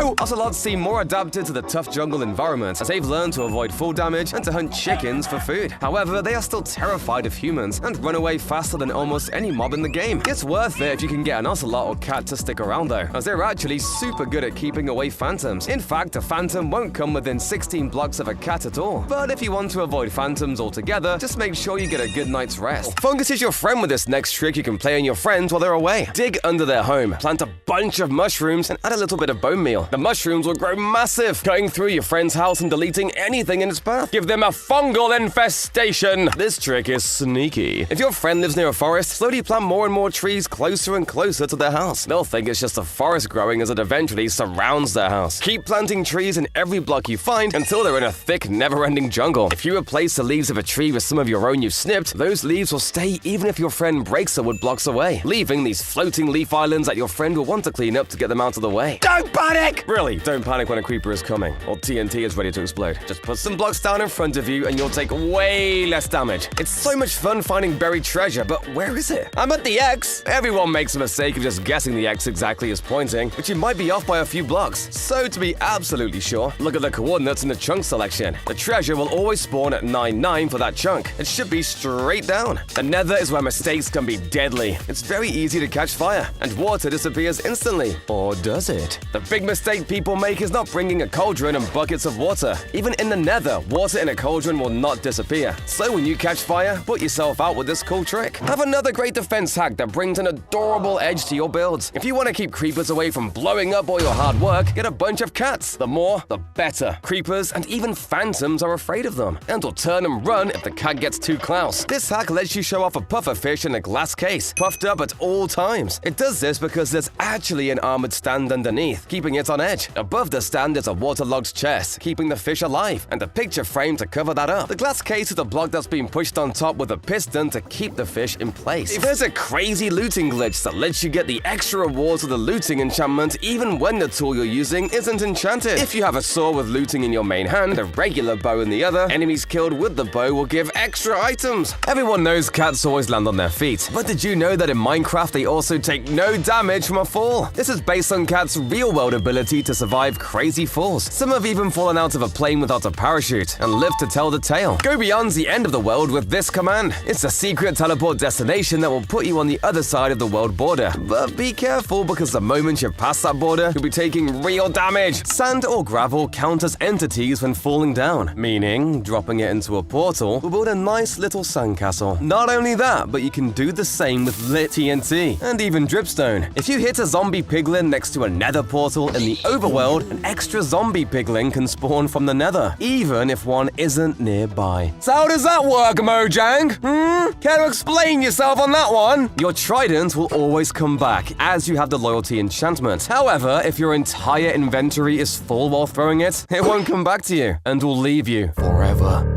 Or it will do whatever this is, which probably counts as some kind of assault. That's a lawsuit waiting to happen. Hey, you ever wanted infinite TNT? If so, here's the solution. If you build the following contraption, you'll be able to duplicate TNT forever! Something about the coral reef glitches the TNT, allowing for a devastating bug. This is something commonly used in Minecraft warfare, creating flying machines with infinite TNT to nuke your enemy's base. So if you want to break Minecraft with a bang, try this out sometime. Everyone knows you can't place water in the nether. Or can you? If you build a time machine and travel all the way back to Minecraft version 1.6, you'll need to stock up on ice blocks. Why? Well, my friend, in this version, if you break ice in the nether, you get water, allowing you to technically turn the nether into a water park. My life is finally complete. And I've got a cool time machine to boot, so that's pretty cool, yeah? I think it's cool, yeah. However, if you want a less legitimate way to get super rich, there's still a bunch of ways to duplicate items in 1.19. By placing a fence under an end portal and dropping an anvil from 7 blocks above, it will duplicate the anvil. Activating tripwires attached to trapdoors will duplicate the tripwire hooks. I don't know why you need that many tripwire hooks, but hey, you do you, bro. And if you ever wanted to get infinite TNT, there's a ton of ways to do this using slime blocks, minecarts, and dead coral fans. Just make sure to use this to blow up your friend's build to maximize your chances of getting banned. But if you really like duplication items, we've got one more for you. All you need is some coral, some slime, an observer, a piston, and of course, some carpets. And voila! Carpet heaven. And the best part about this is that you can actually use these carpets as fuel in furnaces. I bet you didn't know that. Now, if you want to take it a step up to secure a Mojang ban, we got your back. As this happens all the time to people who buy accounts considered rare. If Mojang finds out you bought an account from someone else, they will lock it, and you won't even be able to play single-player worlds on it. The most valuable accounts accounts are ones with short or special names like Iron, Moo, or Assman. God, I love that account. Or just generally accounts with special features or exclusive items. Mojang, if you're watching this, please unban Assman. It's all I have left. Now, you're gonna have to trust me when I say that Mojang really did update the world generation recently, because wells like this one make me question it myself. This seed spawns you right in the middle of the ocean, with no land anywhere to be seen. How does that even happen? The best part about this seed is that there's also tons of dangerous structures nearby, like a drowned ruin here, and even an ocean temple right next to spawn over there. I mean, I can't even make a sword to fight these things off. The hardest part of making a computer like this is getting it to do so many different things. So, what happens when you try to make something that only has one function? These players called Sloime and Matbat Wings created this version of Microsoft Paint with only Redstone. I'll let you explain this one, nerd. It works using binary and bitmaps, and Rob of Okay, that's enough, nerd! Crazy redstone like this is super difficult, but hardcore mode is one of Minecraft's biggest survival challenges. Just fighting your way to the dragon is one thing, but it takes another kind of balls to do anything as crazy as this. A YouTuber named Sandiction actually trapped the Ender Dragon in his own world. He used a glitch which froze the Ender Dragon in the air, and then built this awesome prison around it that looks like it's actually holding the dragon in place, all while making a viral YouTube video. Trapping the Ender Dragon is cool and all, but I bet you didn't know you can actually farm it for experience. 5 years ago, Razeworks made this crazy design that allowed you to stay fully AFK and receive tons of XP every minute. But more recently, Fallen Breath has made a railgun-style farm that shoots a single arrow at hyperspeeds at the dragon, killing it instantly. Sandiction loves to do crazy, unique challenges in hardcore, but Looney's style is to build these absolutely massive and stunning buildings in his hardcore world. Check out this crazy glowing statue he built in survival hardcore in the end, or this ocean monument he converted into his own base, or most impressively, this absolutely massive lava palace he built on top of the nether. Looney has over 2,000 hours of playtime in his world over the last 2 years, but then he died and lost it all. Amateur, couldn't be me.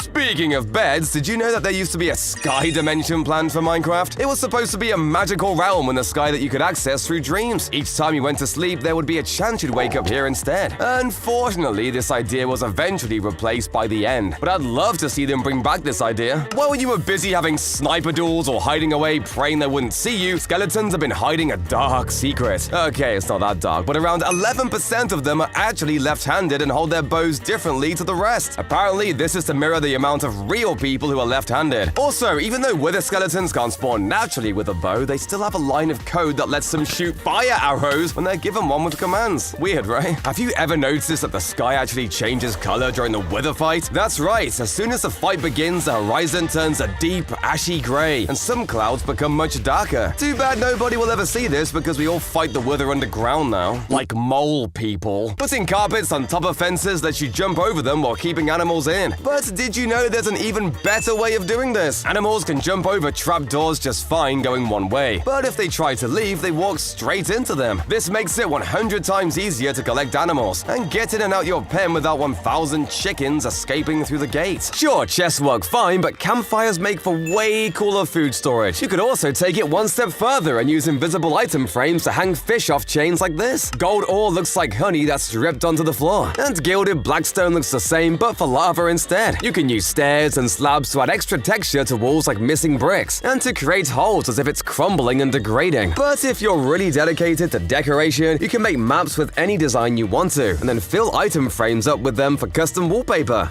Just stick to texture packs though, that's a lot of effort. You can easily set up a daylight sensor next to a bell to make a simple, functioning alarm clock. Alternatively, hook this up to arrow and healing dispensers next to a dog that shoot every morning for the rest of time. Speaking of, nether wart blocks make a fantastic blood substitute. For city builders, try placing a campfire below a loom to simulate a vent. This same technique also works for a barbecue grill. 1.20 already has me hyped. Check out these new bamboo blocks they're giving us. You can use these mosaic blocks to make cool floor patterns, and these new chiseled bookshelves for a new wall design. Maybe mix in other wooden blocks again to make it even more interesting. Sea pickles look kind of like pumpkin stems. One of the best features Mojang is adding in 1.20 is the new armor trims. You can find pattern templates in chests nests all over our world, and then apply them with different colors on our armor. They're found in places like bastions and woodland mansions, but they're also dropped by the Elder Guardian. They're pretty rare, but luckily you can use diamonds to duplicate so you've got enough for all of your armor. Mojang also decided that netherite was somehow too easy to obtain, and added a netherite upgrade template which you need to use every time you upgrade a tool or piece of armor. And yes, you need a new one every time, meaning that's an extra 7 diamonds every time you upgrade something. Please subscribe so I can afford this. Creepers are one of the oldest mobs in the game, and they haven't got any less terrifying. In fact, in one of the 1.20 snapshots, they somehow got even scarier. Somehow their code got messed up and they wouldn't make a noise or even flash before they blew up, meaning they could just sneak up and explode before you even knew they were there. Does your friend have one of those ugly gravel paths around their house? Well, to punish them for not using this build hack from my last video, try this. Tear up their gravel path and dig out a pit below. Then add a bunch of signs placed like this that'll hold the gravel up. All you need now is a piston that would remove this block. And as soon as you step on this pressure plate, it all falls down! I'd also recommend filling the pit with cobwebs above some lava to really make them think about what they've done. Spawn trapping is one of the most annoying things to do to someone in any game, and luckily it's super simple to do in Minecraft. All you need to do is remove all the blocks around someone's bed and place this obsidian chamber right next to it instead. Whenever they respawn, they'll be trapped in here without tools and forced to punch their way out. There are tons of ways to mess with AFK players in Minecraft that are way more fun than just pushing them into lava. For example, one of my personal favorites is to instead push them into a composter that's filled up to about here, and then close a trapdoor on top of them. For one, it looks hilarious, but it'll also be super funny to watch your friend try to figure out why they can't open the trapdoor. And when all is said and done, all they've got to do is break the composter. Help! If you want to cause a more permanent problem for your friend though, this one might be for you. Using this setup of slime blocks and redstone, you can create a rocket that'll send your friend all the way up to the top of the world. No matter how high they fall from, cats will never take full damage. You can send them all the way from build limit to bedrock and they'll walk away like nothing happened. Conversely, dogs do take damage. And anvil damage! It's just so beautiful. Zombified piglins are terrifying to fight in the nether, but if you manage to get a weapon powerful enough to kill them in one hit, they won't get mad, and you can take them out one by one. Flower forests are one of the prettiest biomes in the game, and one of the easiest places to farm all the different dyes too. But strangely, the flowers don't actually generate in random places. Each area in this biome can only spawn a specific flower, which means you can map it out using bone meal to create a really cool effect. Bees in Minecraft actually work really similar to how they do in real life. When they sting you, they don't just lose their stinger and end up dying shortly after. They actually leave it inside you. It's easiest to see when you turn invisible and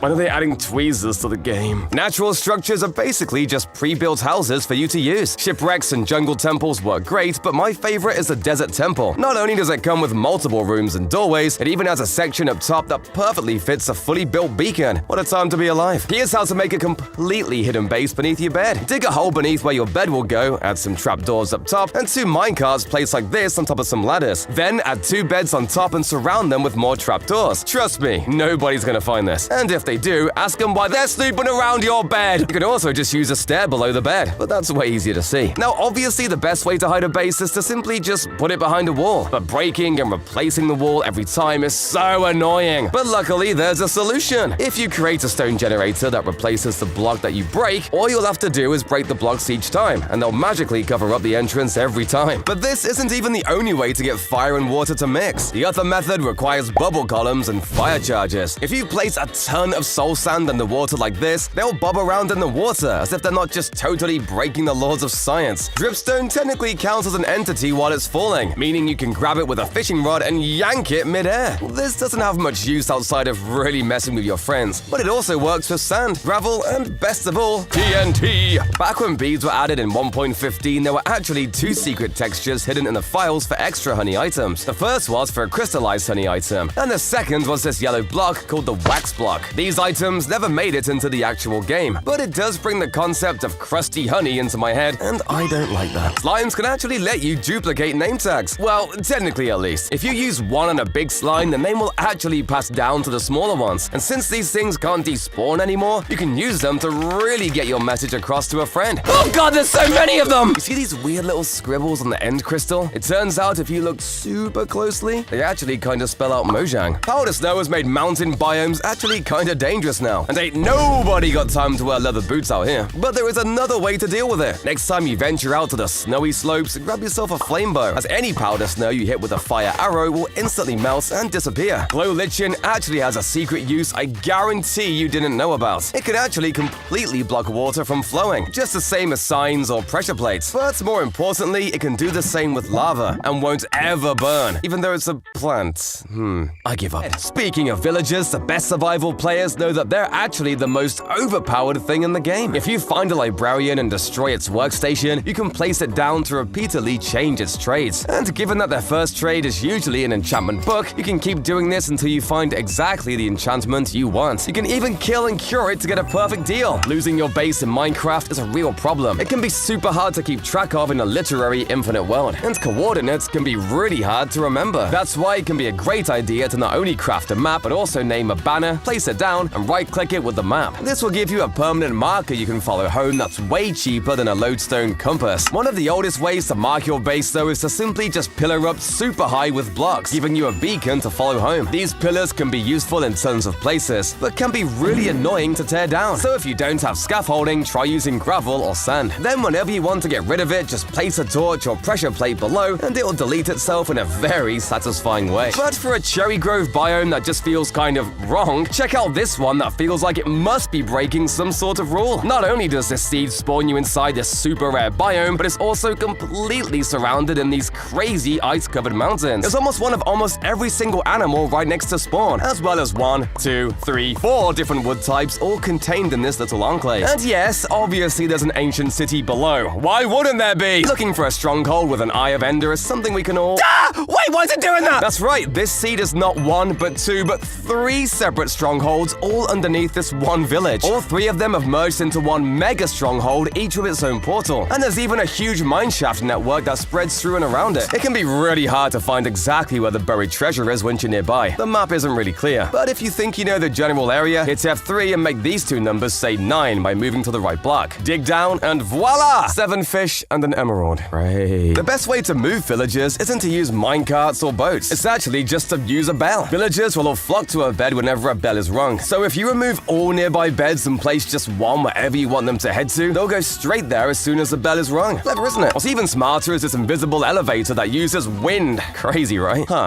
You didn't see that. Okay, fine, it's not a wind elevator, but it's still really cool. If you place a bubble stream in a corner behind 2 honey blocks and then maps in item frames on the honey blocks, you'll create a hidden elevator that really does look like magic. Unfortunately, you can only get invisible item frames in creative, but there's sort of a solution in survival. If you place a block in an item frame on the floor, a snow layer will fully cover up the item frame but leave the block exposed, allowing you to, I don't know, make pebbles or something? You know how to make a birdcage? But how about an aquarium? This one's actually even easier, but probably just as cruel. All you have to do is surround a chest with trapdoors, place a glass block on top, then waterlog the chest with a bucket of fish, and boom! You've trapped him forever. Sorry, fishy. Only the richest players can test this myth out. Apparently, nether stars are disappoint when you explode them. It feels so wrong to do this, but let's try it. Hey, it actually works! You can even do it with stacks of them without losing any. I bet you can even put them in item frames, and oh no. This works because it would really suck if you killed a wither and the star got blown up by the final skull. But what if you were fighting it near lava? Would you still be safe? Nope.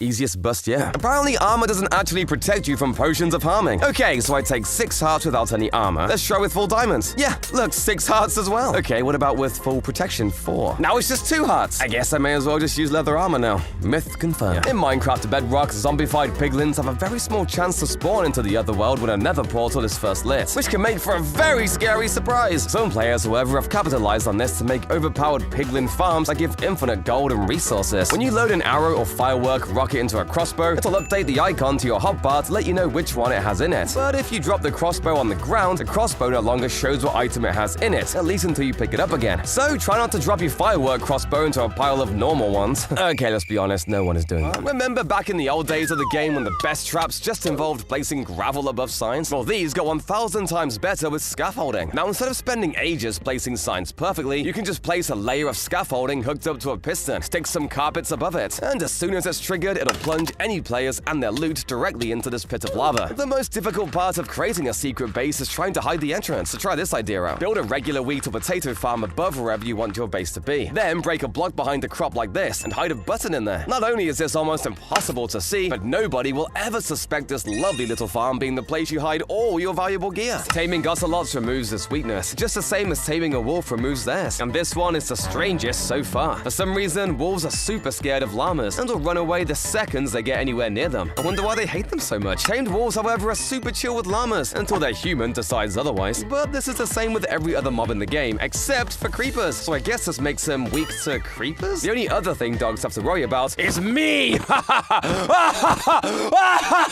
Despite being possibly the most peaceful mob in the game, sheep have their own enemies too. Wild wolves will attack any nearby sheep they can find. They don't even fight back, the poor things. Lava doesn't burn scaffolding, so try this trick on a friend trying to break your stuff. Put scaffolding in your house that looks like you use it as a ladder. At the top, put some lava and hide it from view. If your friend wants to be mean and break your scaffold, they'll be greeted with a face full of lava. This next evil trick is quick and easy. Wait at the top of a bubble stream shaft. Shoot a bunch of arrows of harming into the top. And when your friend gets to the top, they'll get hit and maybe even die. This naughty little trick is also really simple. If your friend boasts about their log cabin, go around their house, stripping a block here and there at random. It will look dreadful. A big mistake is to not keep up with what's changed in game updates. In version 1.18, they even changed the way diamonds spawn. It used to be that diamonds mostly showed up between depths 5 to 12, but now you'll find them showing up more and more all the way down to bedrock. A mistake that has taken millions of lives is digging under sand and having it fall on your head. The best way to avoid dying is to put a torch under any falling blocks. Any sand or gravel that falls on the torch breaks instantly. You should hide at night to protect yourself from monsters, right? Well, not if you're on the rare mushrooms biome. It would be a mistake to waste those nighttime hours because hostile mobs just don't spawn on mushroom biomes unless there's a monster spawner. One mistake is not getting a cat. It turns out creepers hate cats and will run if there are too many around your home. Plus, look how cute they are. Aww. Stop using powered rails. They're expensive and unnecessary. If you really want that speed boost, saddle up a pig and put it in the rail cart. No, I'm serious. Riding the pig in the minecart while pushing forward lets you move almost as fast on normal rails as you would on powered ones. Using a furnace for your food is a big mistake. Use a campfire. It doesn't need any fuel. And even if the fire gets put out, you can use a silk touch shovel to recover it, and the fire will be lit again. It's so easy to get lost in Minecraft. It even happens to me sometimes. But if you make a banner, name it using the anvil, then use the map on it, it'll show up on your map. Plain as day. Now I just have to find my anvil to get started. Where did I put that? Here's a defense hack that looks invisible. It's actually these azalea bushes, because apparently mobs don't know how to jump over them even though you can. So if you want a safe house that doesn't look like a prison, this works great. Also, killing mob farms are great for items, but this hack lets you get the XP from it too. Just sit one of your dogs next to a non-fatal drop like this. They'll get that last hit, and you'll get the experience. What a great team up. Speaking of mob farms, it can be a hassle making them, especially in the nether. But if you're specifically trying to get Enderman, this high IQ hack can make it way easier. Enderman hates Endermite, so use them as bait above a hole, and the Enderman will drop right in for the easy killing. This milk is special. It was milked from a squid. That's because back in beta 1.2, squid could be milked just like cows. It was later taken out of the game, but modders all over the world have been desperately trying to put it back into the game. This mound of snow holds a secret. It's actually an igloo, and exactly 50% of the time there's a secret trapdoor underneath, leading to a golden apple, a zombie villager, and a regular villager. If you cure the zombie villager, you've got yourself the makings of a brand new village. Invisibility is amazing, but it's not perfect. Wearing armor makes you more visible, but even without nothing on at all, bats and cats can see you clear as day. So if you see some bats freaking out about nothing, it might be another player sneaking up on you. It's super gross, but this baby panda can make a slime ball. All you have to do is wait for it to sneeze, and the gooey snot has a chance of coming out as a full slime ball ready to be used. You can actually send minecarts to the nether. All you have to do is set up train tracks leading directly to another portal. Load those babies up. When they disappear, you can go through the portal and find all the glorious minecarts you sent over. The flower, Lily of the Valley, looks the exact same from any angle you look at it through. It's sort of like a Minecraft illusion, which means the lily is always watching you. Don't kill that baby pig. You know it doesn't give you meat. Don't kill it! Here's a nice trick to try on a blind person. If you cover lava with string, nearby players won't be able to hear the lava, meaning that sucker won't even know what hit him. Oh, I'm such a great YouTuber. Subscribe, by the way. Yes, this is a call to action. The lily is watching you! Spawning right next to a village is great, allowing you to loot up, get food, and set yourself up for the nether. But with this seed, that's not exactly the case. Here, you spawn right next to an abandoned zombie village. Sure, there's a couple of hay bales, but don't try going in any of the houses. Around any corner could be a zombie just waiting to water. Ah! Gosh! I should have seen that coming. When you spawn into this seed, you might be tempted to check out the beautiful coral reef in the ocean right next to you. But as soon as you turn around, you'll be met with the truly gigantic Badlands mountain range. This Badlands stretches from sea level to far above the clouds. The rocky parts high up are covered in iron and emeralds, and there's masses of long, winding caves that stretch for miles underneath the huge pile of terracotta and stone up top. And we're not even talking about the crazy spiky rock formations found all over this area, and the truly massive cliffs that open up to reveal caves with mine shafts, lakes, and even an ancient city below. So if you're looking for a seed to explore, this is your best bet. Witch huts have the ability to spawn, witches. But also each time one is generated, a black cat will also spawn inside. They do have a tendency to walk off, but this is actually one of only 2 ways to find this sleek variant of kitty. The only other way is wait until a full moon and venture out into a village, where each cat has a 50% chance of spawning as this magical black version. Have you ever run out of gold for powered rails because you never collect it when you're caving? Don't worry, so has literally everybody else that plays this game, but that means there's a solution! Putting a saddled pig in the minecart makes it go much faster on iron rails. It's kinda weird because you have to press the backwards key to move forwards, but it works just fine otherwise. Piglins are primal tribal creatures and do everything together as a group. Most people know they hunt down hoglins together, but you probably didn't know that there's a small chance that they'll dance together after taking one out. Glowstone and sea lanterns are things of the past. Instead, try placing turtle legs on top of end rods to make a lampshade. By placing an armor stand with a chainmail helmet inside a block like this, you can add a pressure plate on top and make a cool decorative chessboard. You can't play it though, not that I even know how. If you place food on an item frame below a pressure plate, looks like it's being served on a dinner plate. Most people make castle gates, they're called portcullises by the way. Most people make portcullises with fences or walls, but the lecterns make a perfect and super unique version instead. Most people think underwater bases have to be super complicated and hard to build, but you can actually just chuck a bed and some chests down and it works fine, if you can hold your breath. Honey blocks are actually just a tiny bit smaller than a regular block, which means you shoot directly through them. It means you can also use them to create secret perilous pathways to your hidden base. Bonus points if you chuck some dripstone at the bottom to really make it dangerous. For some weird reasons, you can phase straight through shulker boxes if you open them in a certain way. All you have to do is stand on top of one with a roof above your head, and it'll push you down and through to whatever you've built below. Speaking of shulker boxes, they're actually invisible when you get far away enough, just the same as beds and chests. So to create your very own totally invisible base, just head up a couple hundred blocks, build a shulker box platform, place a bed, and you're golden. Nobody will ever find this. But sky bases can sometimes be a little annoying to reach, so for a super accessible and equally hidden base, try this. Head to any snowy biome and stick some scaffolding underneath a random block. Put the snow back and you've made a completely undetectable underground base, and one that looks really funny to enter too. Sea pickles are one of my favorite plants in the whole game, but a lot of people seem to forget you can place them outside of water. They won't give off light anymore and lose their little pickle stem thing, but they do make for a nice decoration or extra piece of color somewhere in your build. Oh, and you can place paintings behind them too. What's even crazier than this though is that you can also place lily pads outside of water too. Kind of. As long as the block is waterlogged, you can place them down. This means they can go on trapdoors, scaffolding, slabs, drip leaves, leading to some really cursed effects. It can also be placed on ice, which is like, I guess, waterlogged? I really don't know anymore, man. Oh, and speaking of lily pads, the direction they face depends on the location of the block and not the way you look when placing them down. It changes block to block and seed to seed, meaning you can never predict which way a lily pad will face. You know how you can preload crossbows with an arrow or firework? Well, it turns out you can do this in bulk. Fill your inventory up, and then spam drop and fire the crossbows to turn yourself into a literal machine gun in Minecraft. If you look closely, all of the regular tools in the game have a regular brown stick for their handle, as they're all made with overworld materials and wood. But the netherite tools instead come with a darker crimson handle, reminiscent of what a crimson stick would look like. It's nothing crazy, but it's cool to see the attention to detail Mojang sometimes shows. In 1.19.2, there was a glitch that allowed you to completely bypass fall damage. If you jumped from 35 blocks or higher and hit crouch at exactly the right time, you'd be able to walk away like nothing happened. Ow! It's really hard though!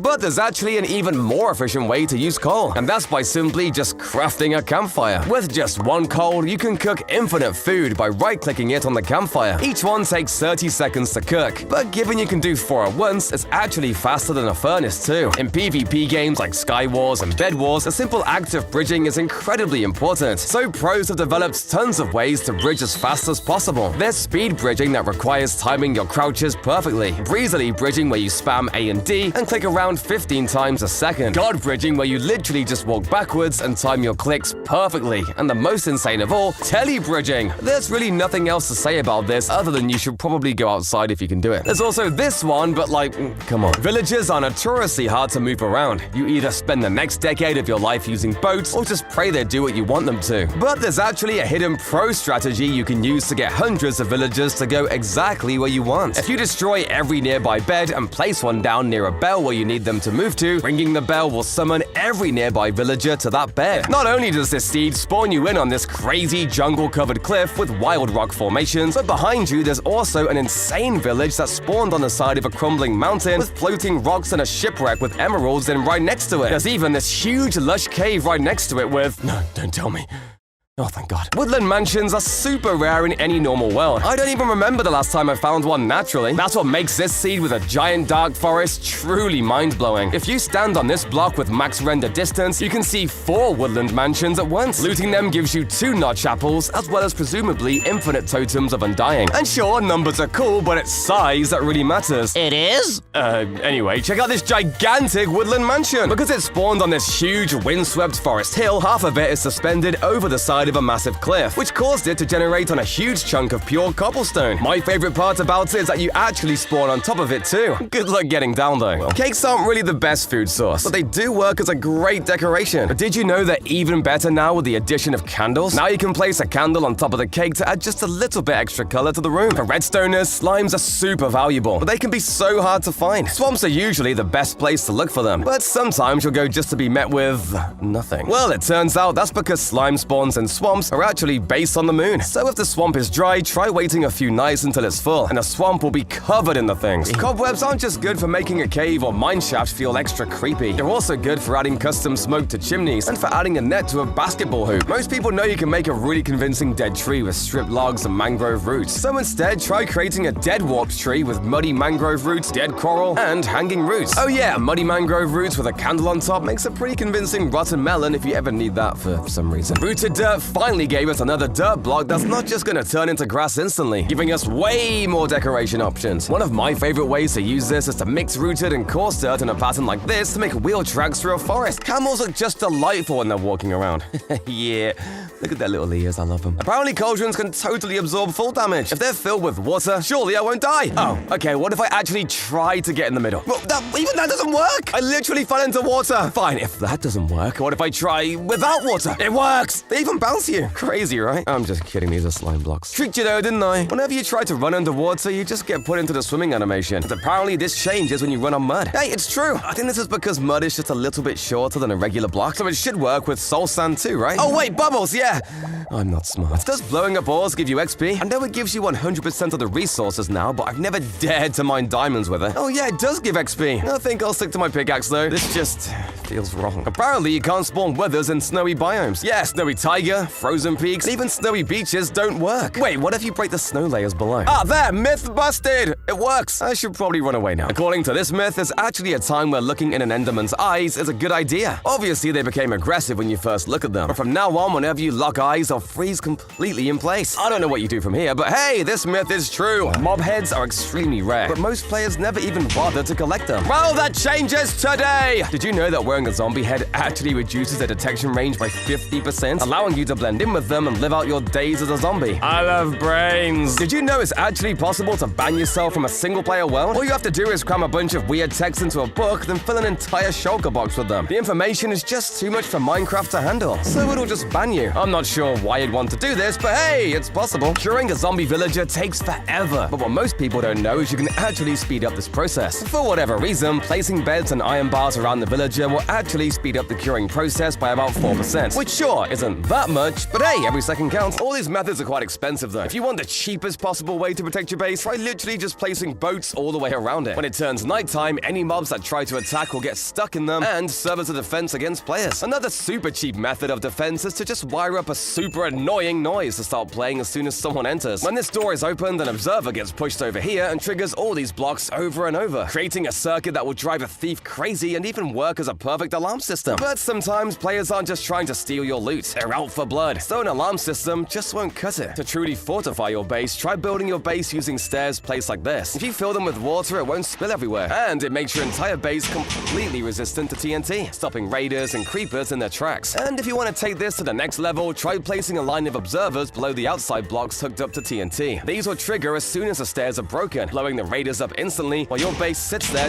totally unharmed. Both rabbits and foxes are also scared of wolves and will be hunted down if they go anywhere near a pack of them. The scariest part is that the wolves don't even eat the meat the animals drop, meaning they only hunt for the fun of it. Now do you understand why I hate them? Oh yeah, and rabbits are also scared of cats and players too. Bats are easily the least dangerous mob in the game. These things are so stupid. In fact, that's actually their weakness. Bats are so dumb that sometimes when they're flying around a cave, they'll fly straight into a pool of lava. I get why they don't even drop XP now. Silverfish take the term strength in numbers to the next level. On their own, they're harmless, but if you're trapped in a room with 15 of them, it gets a little scarier. However, if you have a weapon strong enough to kill them in one hit, they won't call in support. Your friend keeps cutting down your favorite tree? Get revenge with this new trick. Hide anvils in the trunk among the leaves. If someone cuts through enough of the tree, the anvil will fall right on top of them. This silky little trick is great if your friend has a fear of spiders. Fill their house with cobwebs, making them slowly trudge through their own home. Then put a single spider in their bedroom to attack. When they complain, just blame the spider. Want to loot a desert temple? Do not forget your water bucket. It's really useful if you accidentally step on that central pressure plate. Dig through it to expose the TNT, then pour that water on top. The first TNT will explode, but won't damage anything, or ignite the other TNT. This trident with Riptide is great for the high jump, but a big mistake people make is using it in deep water. You actually do much higher jumps in a 1-block deep puddle. The Sniper Doll achievement can be really hard to get normally, but this is Minecraft. Get creative! Trap a skeleton in a hole, put a block above its head, shoot the block with arrows, put a sticky piston there, connect a switch 50 blocks away, pull the switch, the block moves, the skeleton dies, and you get your shiny new achievement. Want to get your plants to stop growing so tall? Try this simple hack by placing string at the top. It will actually stop your plant from growing any further, and it's almost invisible. Perfect when you want to take a fancy picture without the bamboo blocking the shot. The sound of villagers waking you to the sound of their people can be great, but not if they all die during the night. So try this build hack to get them safe indoors. Bells can be activated with redstone, so just put a pressure plate by your bed, and when you go to rest, so will they. Do you need a protector for your base? How about a guardian with this simple hack? Put a guardian outside your home, and any player coming for your goodies will get blasted! This mushroom is a light source. It may not look it, but the brown mushroom is generating the lowest light in the game,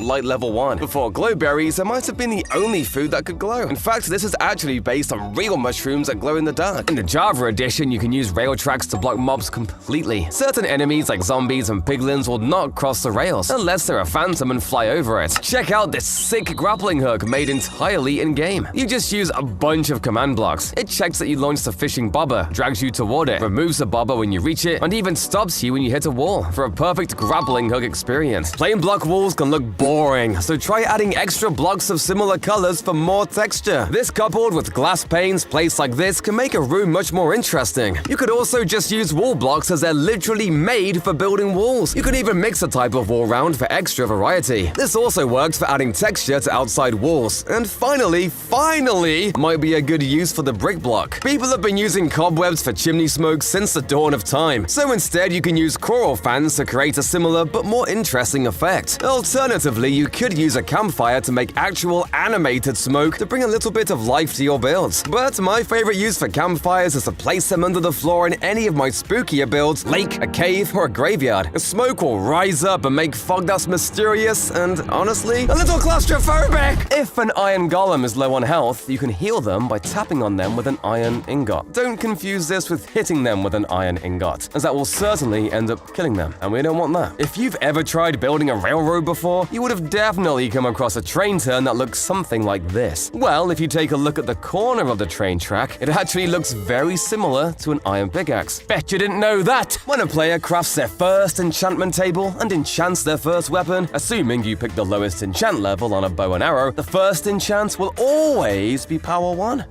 What a useless fact! I don't want power 1! Ass 1. In Bedrock Edition, if you name a boat and an anvil, it'll actually show up as a name tag above. Cool, right? I bet Java Edition has an equally cool mechanic. Oh, it doesn't show up.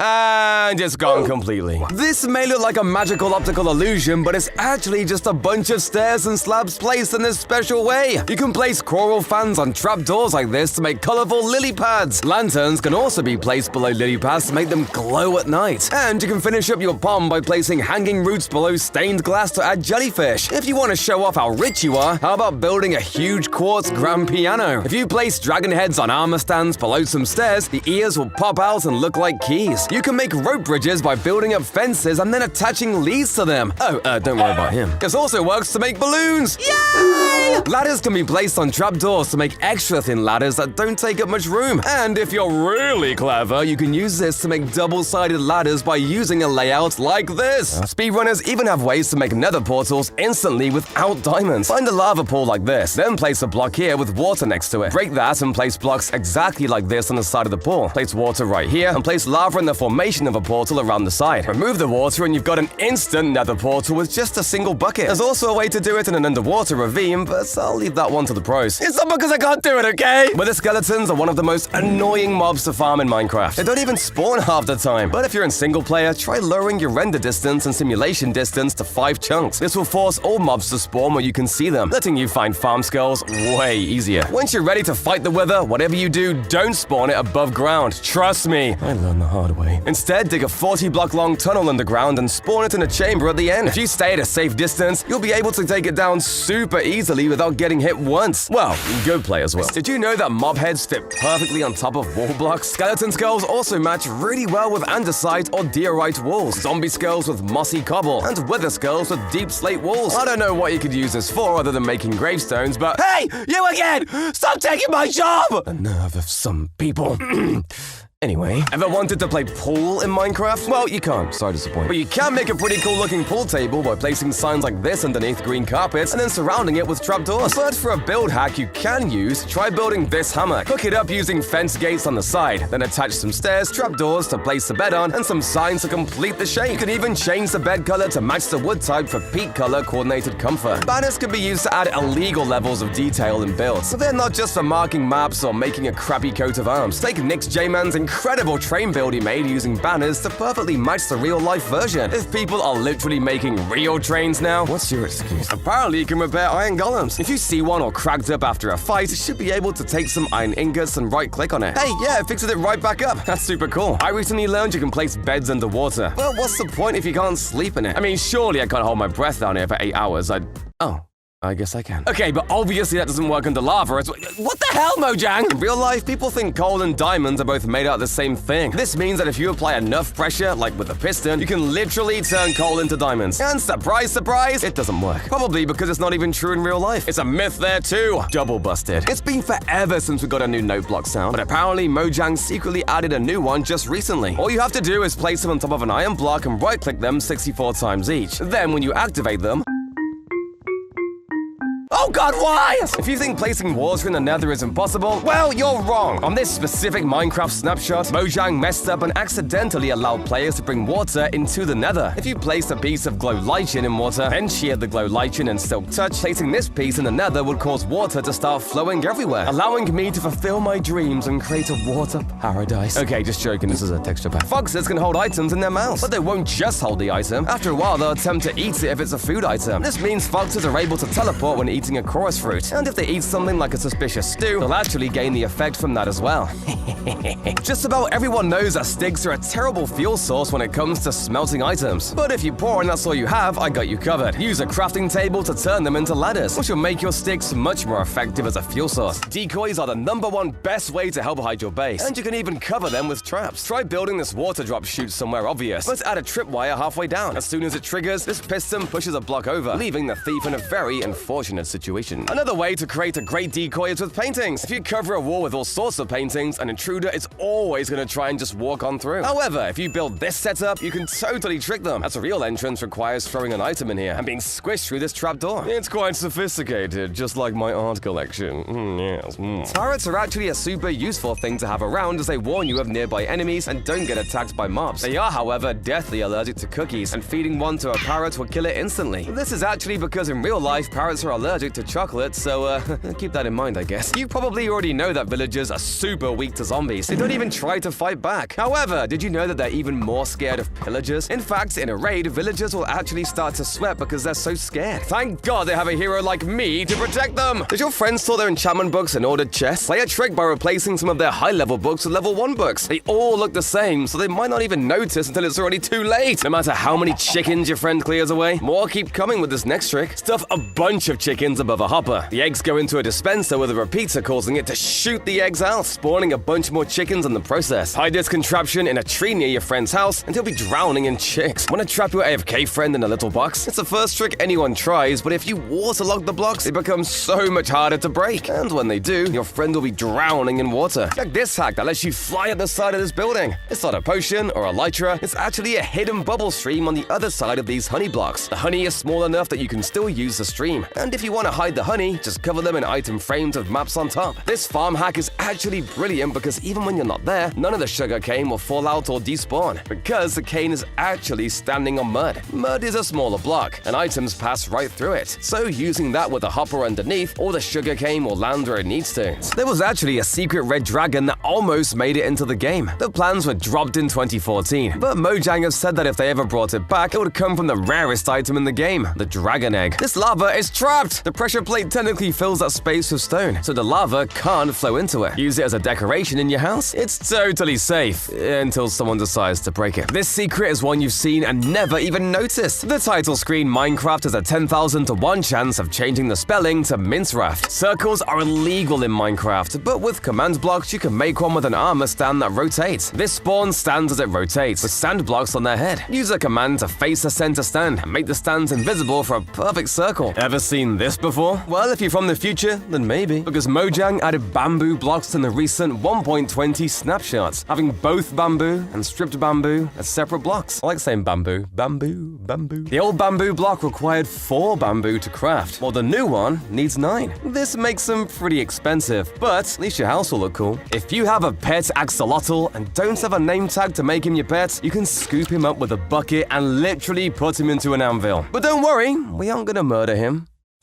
If you've ever tried shooting through a door, you know the arrows won't go through the hole of the door, even though there's clearly enough space for an arrow to fit through. But with items like pistons, chains, or a slanted staircase, you'll be able to shoot right through. So yeah, make your doors with chains so you can shoot intruders. This game makes no sense. Make sure you shoot the dogs. Want to be immortal in Minecraft? Well, there's a game-breaking tactic in the game which makes it impossible for you to die. An emo's worst nightmare. To do this, just craft a boat, place it on the ground, and get in and out of it really quickly. It'll trick Minecraft into thinking you're still inside of the boat. From there, you can jump off high buildings, live underwater, and blow yourself up without taking any damage at all. And the best thing is, if you ever get trapped or get lost, you can always just press shift to teleport back into the boat. Now that's pretty cool, depending on your age, and if you like Minecraft. Pretty subjective, really. But even cooler than an immortal glitch is a building that will literally morph you into an unkillable soldier. If you're familiar with Anarchy servers, you have definitely heard of 2B2T. Anarchy servers have absolutely no rules, meaning you can do anything. Rob banks, grief bases, or kill lots of dogs. But the one thing you cannot do is building a lag machine. But obviously, players decided to break it, building this huge structure which was over 100 blocks tall and looked amazing. However, it didn't go to plan, as instead players near the machine had their hitboxes disappear, making them literally immortal. This machine was mysteriously removed, never to be seen or spoken about again. Now, if you want to take griefing seriously, TNT is your best friend. Not only does TNT destroy buildings, it destroys all items too, meaning with enough TNT, you can destroy anything. But if you take it to the next level, TNT minecarts are amazing. Not only do they not have a fuse, allowing you to instantly explode them, but if you stack a ton of them, then push them, congratulations! You just made a Minecraft nuke. Bonus points if you push it into a village or someone's farm. Or into a dog. Yeah, do that. Trading between players is one of the most useful things to do on an SMP. It allows everyone to get the items they need to build their dream base, or to max out their gear. But one of the worst things you can do is scam someone in a trade, making it one of the best ways to get banned. You can do this in a few ways, asking them to pay you up front, saying you can duplicate their items, or just straight up ambushing them the second you make the trade. If you want a way to get banned almost instantly though, kill the owner over and over. Most servers don't like make you spawn camping anyone, as it's just annoying and nobody gains anything. But when you do it to the owner, they'll be even more annoyed and either use cheats to escape or just straight up ban you. Seriously, what are we teaching kids here? Everybody wants to have the most diamonds on a server, right? But it can take ages to find them on the ground. Now, of course, there's ways to search caves faster and a way to strip mine 10 diamonds an hour, but screw that. We're trying to get banned. That's where X-ray texture packs come in, completely breaking the game. These texture packs make every block but diamonds invisible, meaning when you look down, you can see exactly where the diamonds are. This is one of the oldest cheats in Minecraft, and almost all servers completely ban it. And remember, if you get caught, say you just got lucky. If you're brave enough to delve deep into one of the ancient cities, you're usually awarded with some enchantments, gear, and maybe even some music discs. But all of that is comparatively terrible compared to the best chest in Minecraft. Check it out. 4 enchanted golden apples in one chest. The chances of this are actually over 1 in 20,000, which means you'd have to search thousands of ancient cities before you ever see this again. And nobody ain't got time for that. But compared to this next seed, 1 in 20,000 seems like a coin flip. Before heading to the end, most people bring 12 or more Eyes of Ender to complete the portal. But did you know that each individual portal block has a 10% chance to already be filled? And now I know exactly what you're thinking. And you're right. That means portals can spawn in with none. Loser. But they can also be spawned with 12 eyes, just like this one. However, it is insanely rare. 1 in a trillion to be exact. That's a million millions. Oh, my brain can't even handle that number. A more traditional challenge is to try and survive in a super flat world. It sounds simple, but trust me, there's a lot more to it than you'd think. Most people think you'd just be surviving off dirt and whatever you can find in villages, but there's actually only a small list of items you can't get in a super flat world, even if some of them are really difficult to obtain. Hang on, you're telling me I can't get dogs in a super flat world? What am I gonna take my anger out on now? Grandma, leave me alone! YouTuber Mugswamp took this to the absolute limit, and using an older version of the game, got to the end and used everything he could to build this incredible neon cyberpunk-style city. This build looks super cool, and is even wilder when you remember that a lot of these blocks were really hard to get. Luckily, there is a way to make Enderman completely powerless. Yeah, sort of. Sure, you can just place water at your feet, but that's old news. If you accidentally trigger an Enderman by looking into its eyes, don't look away. For some reason, Enderman won't move at all as long as you hold eye contact. And what do you do from here? Good question. Moving on. Breaking blocks like clay underwater is so annoying! Sure, there's the old door trick, but that's no fun compared to TNT. But Mallow, TNT doesn't work underwater! Wrong! All you need to do is place sand or gravel on top before lighting it, and it works perfectly. It barely even damages you. You can actually do the opposite as well. Placing an anvil on top of TNT before lighting it will stop it from breaking any blocks at all. It doesn't even damage the anvil. And again, you take almost no damage from the blast. And a stripped mangrove log, flower pot, and mangrove propagule put together makes a really big beetroot for farm decoration. But if that's not enough, try adding kegs made of trapdoors with raw iron in for potatoes and coral blocks in for berries and grapes. This works for other things too, like using a respawn anchor and trident instead to make a spooky animated witch's cauldron. Item frames and signs can actually be placed on the same block, letting you double label chests. You can even dye the sign for extra customization. Scaffolding makes a perfect table to put flower pots or other decorations on. Sometimes the only thing your build is missing is just a little bit of detail, and often buttons are the best solution to this. Whether it's dotting them around your roof and walls or chucking them next to a pond as pebbles, they're perfect for adding a little bit of extra interest. They make great fidget toys too. Piglins now can drop their skulls just like zombies and skeletons, and they're way cooler than any other mob head too. The method to get to them is still blowing them up with a charged creeper, except a little harder as you can't actually bring piglins to the overworld without them turning into zombies. I'd say it's worth it though, as you can put one on your head and its ears will actually flap while you walk around. Mob heads also got another really cool use that I don't think anyone was expecting. If you place one on top of a note block, the block will play a random sound that mob makes. And yes, this works with redstone, so you've got a new way to drive your friends insane! Ever thought it's annoying that you can only ride a few of the mobs in Minecraft? Well, fear not! The /ride command that's just been added lets you spawn in and ride on literally any mob you want. Ew, except for that. Don't do that. Fortune is probably the most valuable enchantment in the entire game. It duplicates diamonds, for God's sake! But did you know there's another use for it that makes it even more overpowered? If you enchant hoe or any other tool with Fortune 3, you'll get way more crops when you harvest your farms. Instead of an average of about 4 carrots per crop, you'll get about 5.5 with Fortune, as well as tons more seeds from wheat. Coal can smelt 8 items each, but a coal block made out of just 9 coal can smelt 80. That's I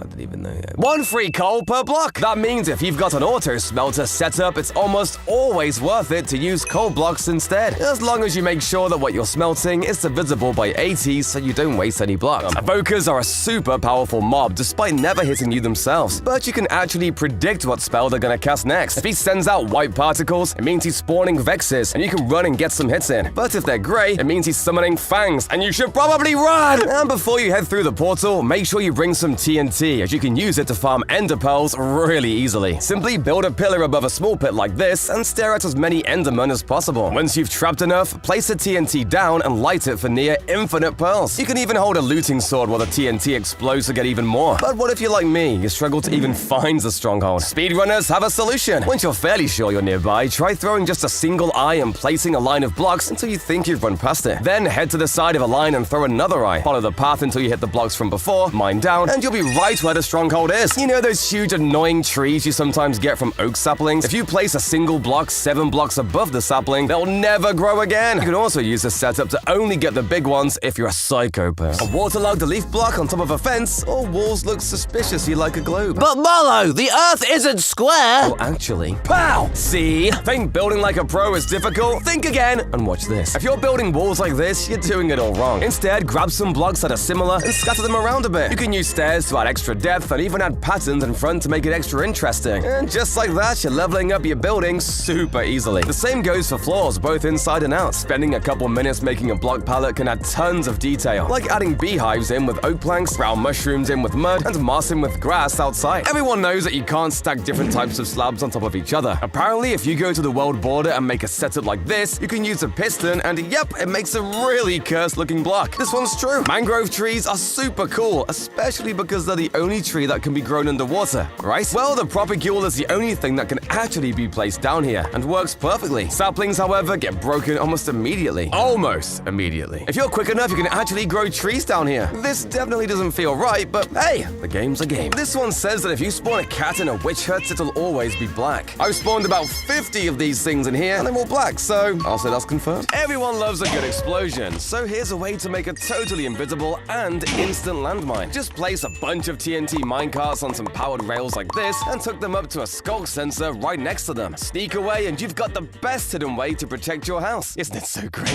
Ah! My house! But if you want a slightly less destructive method of protection, it's time to hire some soldiers. Bees will actually stay aggravated permanently, meaning if you trap a bunch below the floor in your base and rig them up to release when any intruders enter, they'll swarm them instantly and even chase them down for miles. Let's be honest though, you don't want anyone in your base at all. So it's time to up the security. With just a couple chains and walls, you can create a cool looking fence, but add some magma blocks covered in moss below and it'll actually turn into an electrified laser fence. It works too. If you're standing on the magma, you can't actually break the chain before you die. Now it's on to the bosses. The Wither is by far the easiest one to take out as it has a huge weakness. The Wither actually dies in under 20 hits to a Smite V sword on hard mode. So as long as you build a long tunnel like this and spawn at the end of it, you'll be able to take it down in under a minute. The Warden is actually just as easy to trick as the Wither. The Warden is attracted to any sound regardless of what it is, but because no mobs spawn in the deep dark, you're usually the only thing making noise. However, if you do something as simple as making a redstone clock attached to a bell or note block, the Warden will be totally distracted and let you loot as much as you want to. This first trick is really strange. His inventory looks empty, but nothing is getting picked up. They're actually full with light grey stained glass panes. When your friend is AFK, flood them with panes, and watch as they get totally confused while they're not picking anything up. Friends can be very trusting, leaving themselves AFK in your world. You could play this pretty unknown trick. Set down a compactor and fill it up, leaving just 3 pixels of space. Then push them in and close the door. They'll actually be trapped and can only escape by breaking the whole thing. If your friend does carpet, a wicked trick is to put magma blocks on the floor and cover it with matching carpet. Watch for your friend to come home and watch as they hop around, confused, as they take damage from their beloved carpet. Do you want to remove the hostile mobs from your survival world? Try building a mob switch. This hack lets you do it quick and easy, just using villagers. If you you trade with one, then zombify them, they won't despawn, and count toward the amount of hostile mobs in the area, so no extra ones will appear. This simple hack lets you turn minecarts into two-seaters, with speed you can control. It turns out you can actually put a boat in the minecart and have it still work. The boat can fit 2 people, and when you row it, it actually changes the speed of the minecart, letting you go faster! The fastest way to get home is with an ender pearl stasis chamber. It's a fun technique where a pearl is kept hovering in a bubble elevator. If you connect it to a daylight sensor, when night comes, the bubble stream stops, and the pearl lands, teleporting you back home. This is a miracle. End portal frames have a 10% chance of spawning already filled with an eye. Having all of them filled only happens 1 in a trillion times. Did you know about Minecraft's secret F commands? Everyone knows about pressing F for all that info. But did you know about F3 plus B that shows everyone's hitboxes? What happens if I press F3 plus C? Ah! And since you're obviously building a sick castle if you make this, you can make awesome ornate carpets using a combination of shulker boxes and glazed terracotta. Hey, I don't want to hear anything about how expensive shulkers are. You own a castle! As long as the colors are similar, it really doesn't matter how you lay out carpet. It'll look cool either way. Now think about it. If you can remove all the mobs in your world, there's no need to protect your base. But how on earth do you do that? Well, as usual, Lamango has a solution. If you create this super simple warden farm, you can use note blocks to lure dozens of wardens into this prison with a vine inside. Eventually, so many wardens will spawn that it prevents any mob from spawning anywhere in the entire world. However, this is terrifying, and there's a much easier way to get basically the same effect. Simply grab a boat and spend some time looking for a mushroom island. Other than the deep dark, which has other problems, this is the only place mobs won't spawn naturally. And it's the perfect backdrop to build an awesome fantasy base. They can be quite hard to find, but you can always use a seed map if you're feeling devious. Witches might seem like one of the most dangerous mobs in the game, but they're actually completely defenseless against ranged attacks. If you want to abuse this the most, try grabbing a crossbow and a power 5 bow, and shooting them right after each other. The witch dies instantly. Not so powerful now, are you? Striders obviously feel most comfortable in lava. I mean, you've seen what they look like on land, so predictably, if you go to all the effort to bring one from the nether into the overworld, first of all, you're a monster! But secondly, they'll take damage in water. So if you need an unconventional string farm, you know what to do. Magma cubes are more dangerous than slimes, but they still have the same issue. However, the only danger they'll really face is those big cliffs in the nether, since they're immune to fire damage. You may think they're also weak to water like striders, but for some reason, they just like chilling it. I guess there's no water in the nether, so it kinda makes sense. If you've got a cramped house like this one and you're trying to figure out where to put the ladder, try placing a line of trapdoors like this and putting the ladders on them. Alternatively, if you're creative, try using the debug stick to create floating ladders that take up even less space. Now that's ingenuity. Here's a cool way to make an armor stand look like it's holding a sword. Start by placing an end rod with a candle on top, then pushing an armor stand into it from behind. Then put some armor on it and push 2 blocks down behind it, and you have your very own knight in shining armor. A real dirty trick only works if your friend puts down signs. Be a little mischievous by moving the signs around and swapping them about. They'll get lost in no time. In a snowy area, try this bouncy castle trick. Build a castle with a spot where you need to drop down. Cover the lower area with slime blocks. Cover that with snow. And when your friend drops down onto it, they'll bounce wildly out of control into whatever hazard you want. This trick is simple and classic. Chests don't open when there's a block above them. So put some obsidian on top and watch your friends slowly chip away just so they can access their tools. This next trick requires your very own pet zombie. Put a name tag on them. Hide them under your friend's bed. And watch as a game won't let them sleep because enemies are too close by. Somehow, even chickens have enemies, just only in certain biomes. Chickens in tiger biomes have to be on the lookout for foxes on the prowl, while jungle chickens get hunted by ocelots. Chicken jockeys, however, actually have a huge weakness almost nobody knows about. For some reason, the AI for them thinks there's only one block tall, and will sometimes run into small holes in caves, causing the zombie to suffocate and die.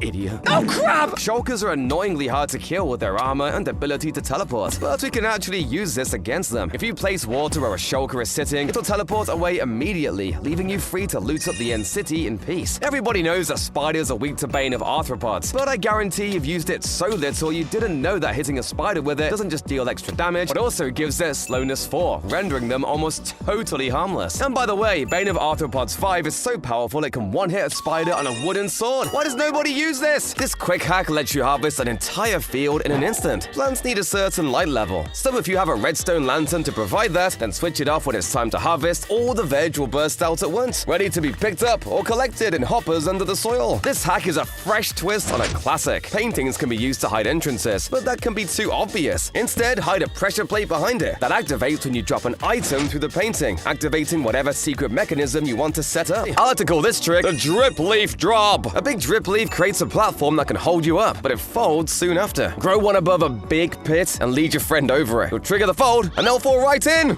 Hey! If your friend is online and you can access a house, play a really weird trick by building an upside-down version of their house on top of their regular house. It's a bizarre, mind-bending monument that will take time to remove, if they even want to. If your friend is a pet dog, a real sadistic trick is to replace it with your own. Hide their dog and name your own dog the same name. Then watch as your friend struggles, wondering why it won't listen to them anymore. You can even hit your friend and watch as they run screaming from the dog they thought was their best friend. This secret block is the most complicated block of them all. The jigsaw block is what the game uses to generate villages and structures throughout the game. You can only get the block through a command, because the blocks delete themselves after it's done its job. This secret item was disabled from the game. The bundle was a bag you could carry and fill with any other items up to the stack limit. If you had emeralds, diamonds, and netherite, you could fit them all into one space. And when you right-click, it launches all the goodies out onto the ground like a bag of candy thrown at your friends. Sometimes smart hacks use the weirdest items, like this stairway of dripstone and smaller cake slicers. Use a horse which can travel over a single block height without jumping, and the weird hitboxes of the items will send you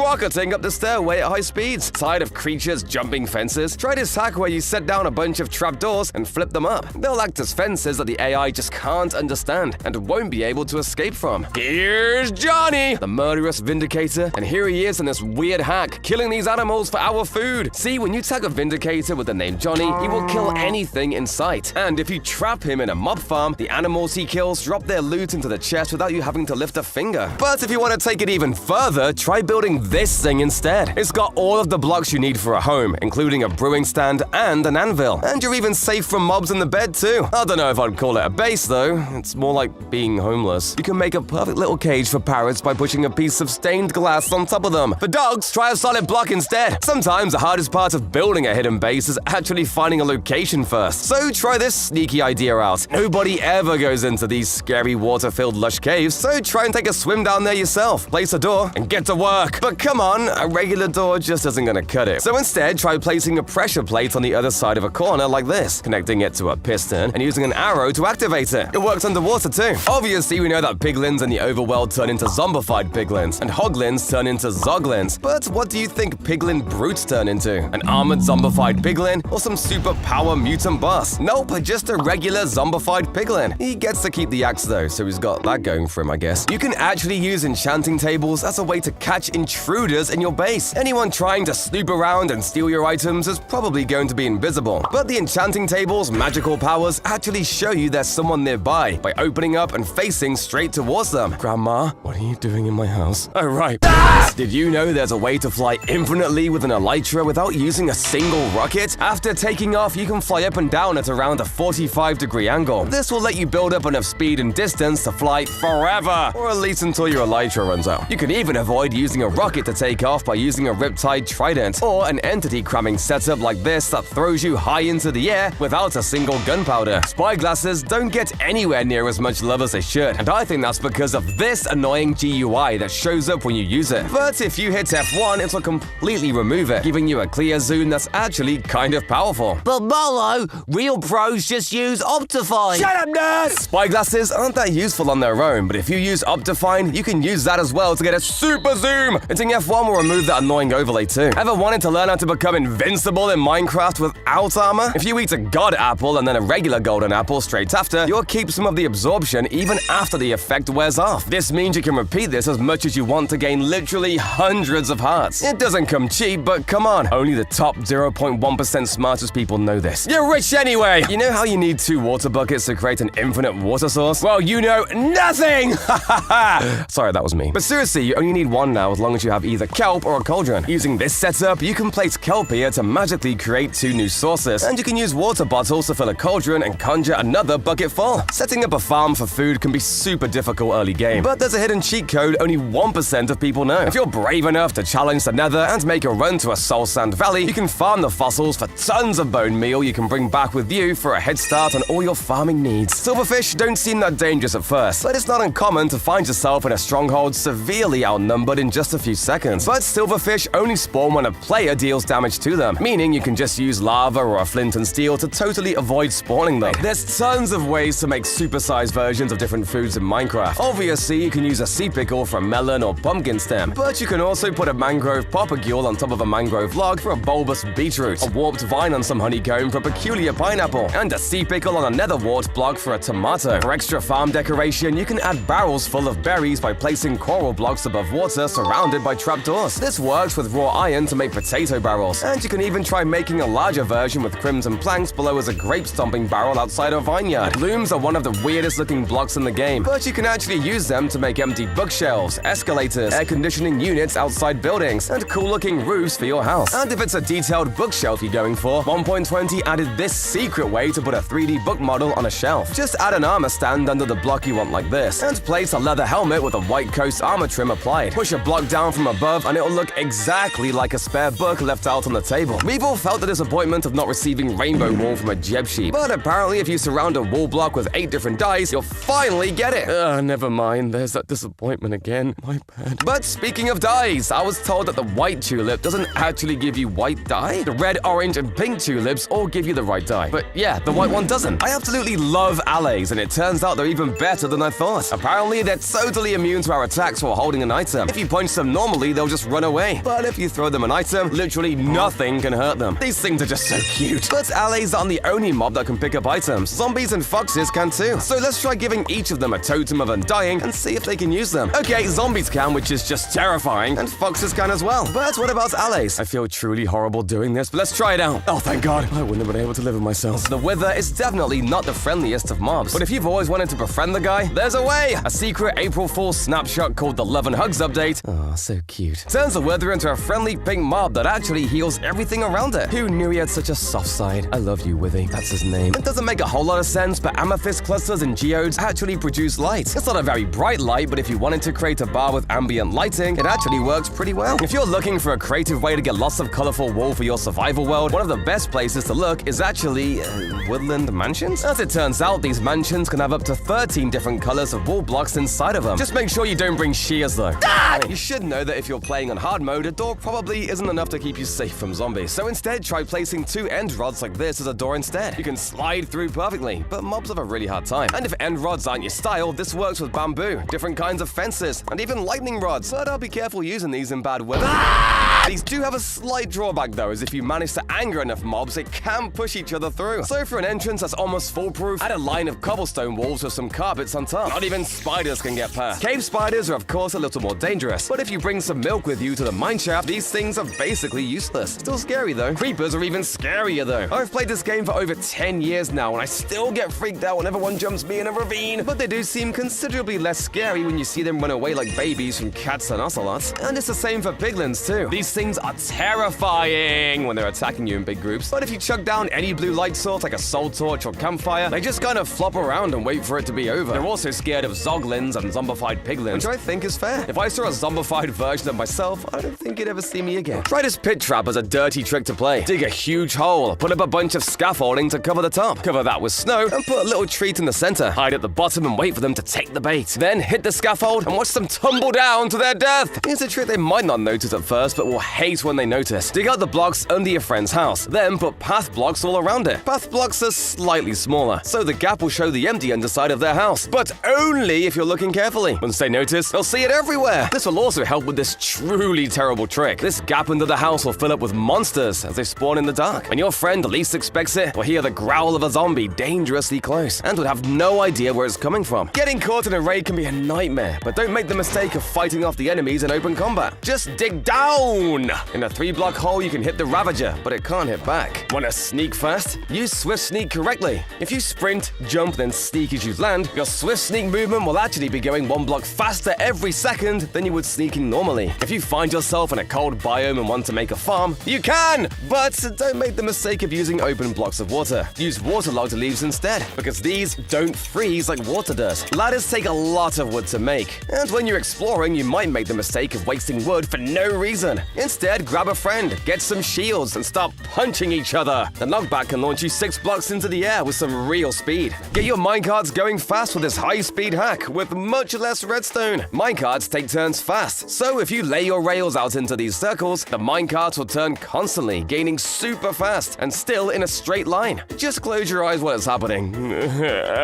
This quick and easy hack lets you build an iron farm really fast and really early in the game. All you need is an iron golem spawning floating platform that's very small and a campfire at the top, leaving no room for the golem to walk away from it, taking damage and dropping all of its precious iron. Behold, the mighty villager on his chicken steed! To get this secret villager, you have to find a baby villager riding a chicken. If you cure that baby, it will eventually grow up and become an adult villager on a chicken that works just like a normal villager, but you can attach a lead or lure them around with seeds. Most shulkers are easy to spot, but if you use the summon command, the shulker will be dyed a different color. They now look just like a dyed shulker box instead. You could replace your friend's box with one to freak them out when they try to get their stuff. This zombie is completely brain dead. That's because in this 1.9 snapshot, zombies spawn with the no AI tag set to 1, meaning nothing was going on inside their heads. Weird stuff started happening too, like sometimes they would float off in the air. The Minecraft soundtrack changes depending on what time of day it is, meaning if you want a certain soundtrack to play, just use the command and change it back to the time of day you remember it playing at.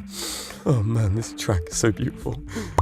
Oh! Who said it today? Who? Huh? I know karate! Because soul sand isn't a full block, you can't really place falling blocks on top of it. Or at least without having your blocks turn into fragile block entities. If you've ever created a staircase, you'd realize how annoying it is to have to go up and down and back up again. Who invented stairs? I will fight you! But there's a way out of the never-ending pain. Because if you place a torch on the block you're using, you can place a block on the side. And if you keep recycling your torches, you'll soon enough have a really long staircase. Just don't look at it from the side. This is a regular nether portal, and this is a heather nortal. Wait, what? While Minecraft has a history of weird nether portals, there's never been anything quite as weird as this one. Literally. To do this, you need an update suppressor, which is a structure that allows you to force skip block updates by basically bugging the game out of functioning. And let's be honest, I have no idea how you do this, and you probably don't care either. So after some off-camera building, here it is, a heather nortal. Now that's one of life's greatest achievements. When Mojang added XP, they expected you to farm it by killing edible mobs, your dogs, and leveling up the normal way. However, what Mojang didn't expect is if you put a ton of mobs all in the same place, they will die of entity cramming. You can get that sweet, sweet XP. And with Sweeping Edge, you can kill the rest of them with one hit, making it possible to create a self-sustaining mob farm that just feeds you XP. So that's how McDonald's works. So if you really want to break Minecraft, I got something for you. If you create a world with the only blocks being ladders, they will defy logic and not let you climb as intended, making you fall indefinitely into the void. This is probably the most useless thing you could ever do, but hey, from a distance, this looks pretty cool. And, oh wait. My game crashed. That was worth. I feel very accomplished. What's the most evil thing you can possibly do in Minecraft? Griefing? Duplicating? Even camping someone's spawn? I don't think it's any of these. The worst thing you can do is killing someone's pet, of course. People love their little friends, and you just know someone's gonna run straight to an admin if you hurt them. That's why you gotta do it invisible. That's more like it. Oh crap. Now, nobody likes someone who swears all the time, so you gotta use this to your advantage. If you're really looking to get banned quickly off a server or even Minecraft itself, there's a whole lot of words that can achieve this very, very quickly. Though I probably shouldn't say them in this video. Getting banned in Minecraft is one thing, but what about something that can actually get you sent to jail? Now that's more like it. We talked about lag earlier, but there's actually a way to completely stop someone using their internet called a DDoS attack. If somebody gets your IP address, they can overload your router and completely stop it working. If anyone catches you doing this, you'll instantly get banned from any server, and even have the police called on you. Oh crap. It wasn't me! It was the dog! Most people don't know that there's actually swamp villagers in Minecraft. They look super cool. But unfortunately, Mojang hasn't added villagers for them to spawn in naturally yet. But this seed says otherwise. Slapped right in the middle of this massive swamp is a tiny plains biome covered almost completely by a village. Doesn't this thing look weird? This house is actually completely in the swamp. So if two villagers were to procreate, they'd make a little cute swamp villager. Aww. It's too bad we don't have any dwarven villagers though, because they'd fit so perfectly in this seed. A ravine spawned right in the middle of this village, causing some of the houses to be placed on the ground in the caves. Check it out. There's even a farm down here. Aw, and some cave kitties too. Aww. And this iron golem is on full-time guard down here. There's zombies everywhere. Here, I'll help you. Still, this underground village is nothing compared to the huge ancient cities that were added in the 1.19 update. Just one of these things can span for miles underground, and they feel even cooler when you have to sneak around wardens. But this seed has something even crazier. An underground mega city? That's right, in just this one deep dark biome, there are 15 ancient cities that span over thousands of blocks. Check out the build of this seed. Each one of these lanterns is one city, and there's tons of them. Ancient cities are usually super hard to find though, as they're already extremely rare, and it's even harder to find them when they're so far underground. But this other seed solves that problem. All you've got to do is walk a few blocks from your spawn, dig straight down, and you're there. Ta-da! Oh crap, I didn't bring any tools. I guess I'm stuck down here now. That's cool.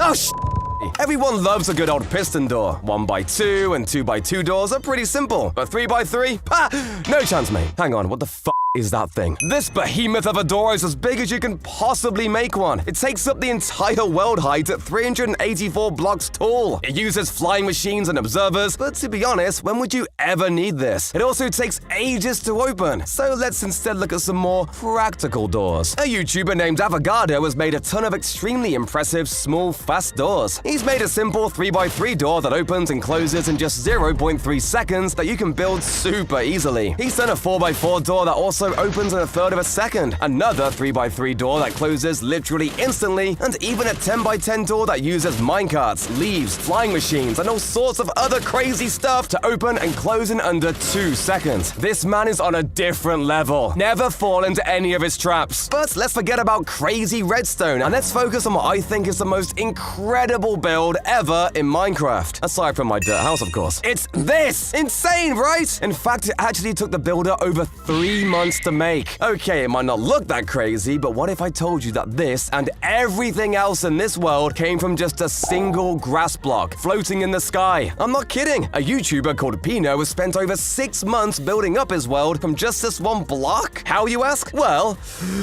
he started off by jumping on his block for around 20 minutes until he was low enough to be able to fall into the void and die on the first tick of damage, so that he was just close enough to the block that a mob could spawn it. He did this until the mob that spawned was a zombie with an iron shovel, which took him around 2,450 attempts. Then when he respawned, he quickly positioned himself pixel perfectly so the zombie couldn't hit him, and waited until daytime where it burned alive. Then he reset the world using save slots and repeatedly killed the zombie until it dropped the iron shovel. Now he just has to wait for it to snow, and he crafts blocks to finally expand on. And that's just the first step. Rather you than me, mate. And in case you don't have a big enough iron supply to waste on literally blowing up, there's a cheaper alternative in placing TNT on top of a half slab instead. For some reason, this also reduces the blast radius significantly. But unfortunately, you still take quite a lot of damage. Are you one of those weirdos that prefers using donkeys over horses for the extra storage space? First of all, why are you using horses in the first place? It's 2023, man, get elytra! But secondly, llamas are a way better option. They can have up to 15 inventory slots and form groups of 10 that follow each other around. Using shulker boxes, you can transport up to 4,000 stacks of blocks with you. That's this many blocks, more than you'd ever need. And if you need another reason to make the switch to llamas, check this out. While horses and donkeys just sink like rocks when you try to ride them in water, llamas can swim. You still can't control them or anything, but if you need a fancy pool float or something, llamas work perfectly. Fireworks can be used for a bunch of things these days, but I bet you never thought of making a cannon with them. That's right, fireworks launched from dispensers actually do damage to mobs, meaning firework crossbows are out, and this is the new best way to take out mobs. You can place bushes, bamboo, cactus, or propagules in a flower pot below leaves to emulate trunks and stem for plants, and adding vines to these leaves adds a little bit of texture that stops these plants from looking too plain. Oh, I felt like I should remind you that the muddy mangrove root block exists.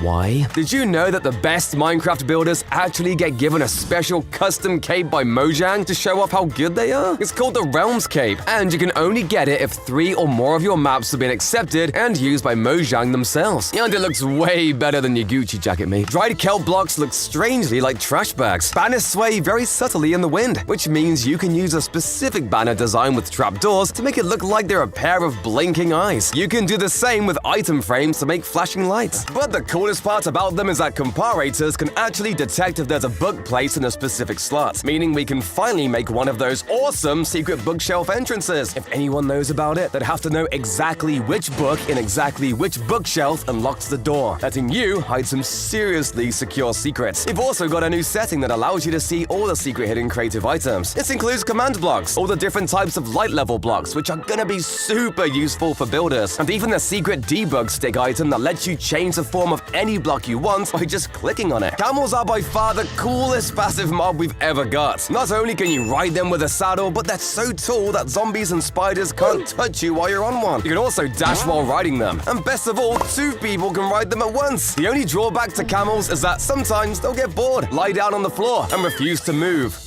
Just like me. After literally 10 years of asking for it, we finally were given a cherry blossom biome. Woohoo! It's filled with the prettiest trees in the entire game, as well as these tiny flowers called pink petals. The leaves even give off a cool particle effect, just like the spore blossom. And if that's not enough, this is one of the only biomes in the game that bees can spawn in. This is paradise! If only they'd added water in these biomes so we could get places like those awesome cherry-filled rivers in Japan. And for any builders out there, these logs can be stripped or turned into pink planks that I definitely won't be building my entire house with, because I'm a man. Oh my god, it's so pretty! Anyway, the Cherry Grove biome actually hides a secret you probably didn't know about. Because it usually generates around mountains, it actually spawns emeralds underground. However, the cherry biome itself is actually pretty rare, so it might be easier to just head to a mountain anyway. They're much easier to spot too. If somebody has a carpet in their house, they've left themselves open to one of the easiest and most annoying pranks in the game. All it takes is for you to tear up their carpet and place a bunch of water below, and then fill it up with pufferfish. As soon as they walk home and expect to lay down on their comfy, cozy carpet, they'll get a spiky surprise. Don't you think it's weird that all dogs look exactly the same in Minecraft? You can use this to really mess with people. All you've got to do is push someone's dog somewhere hidden and replace it with your own. When your friend comes to grab their dog for walkies, they'll spend ages trying to figure out why they can't make it sit up. Just make absolutely sure that you don't hurt their dog in the process at all.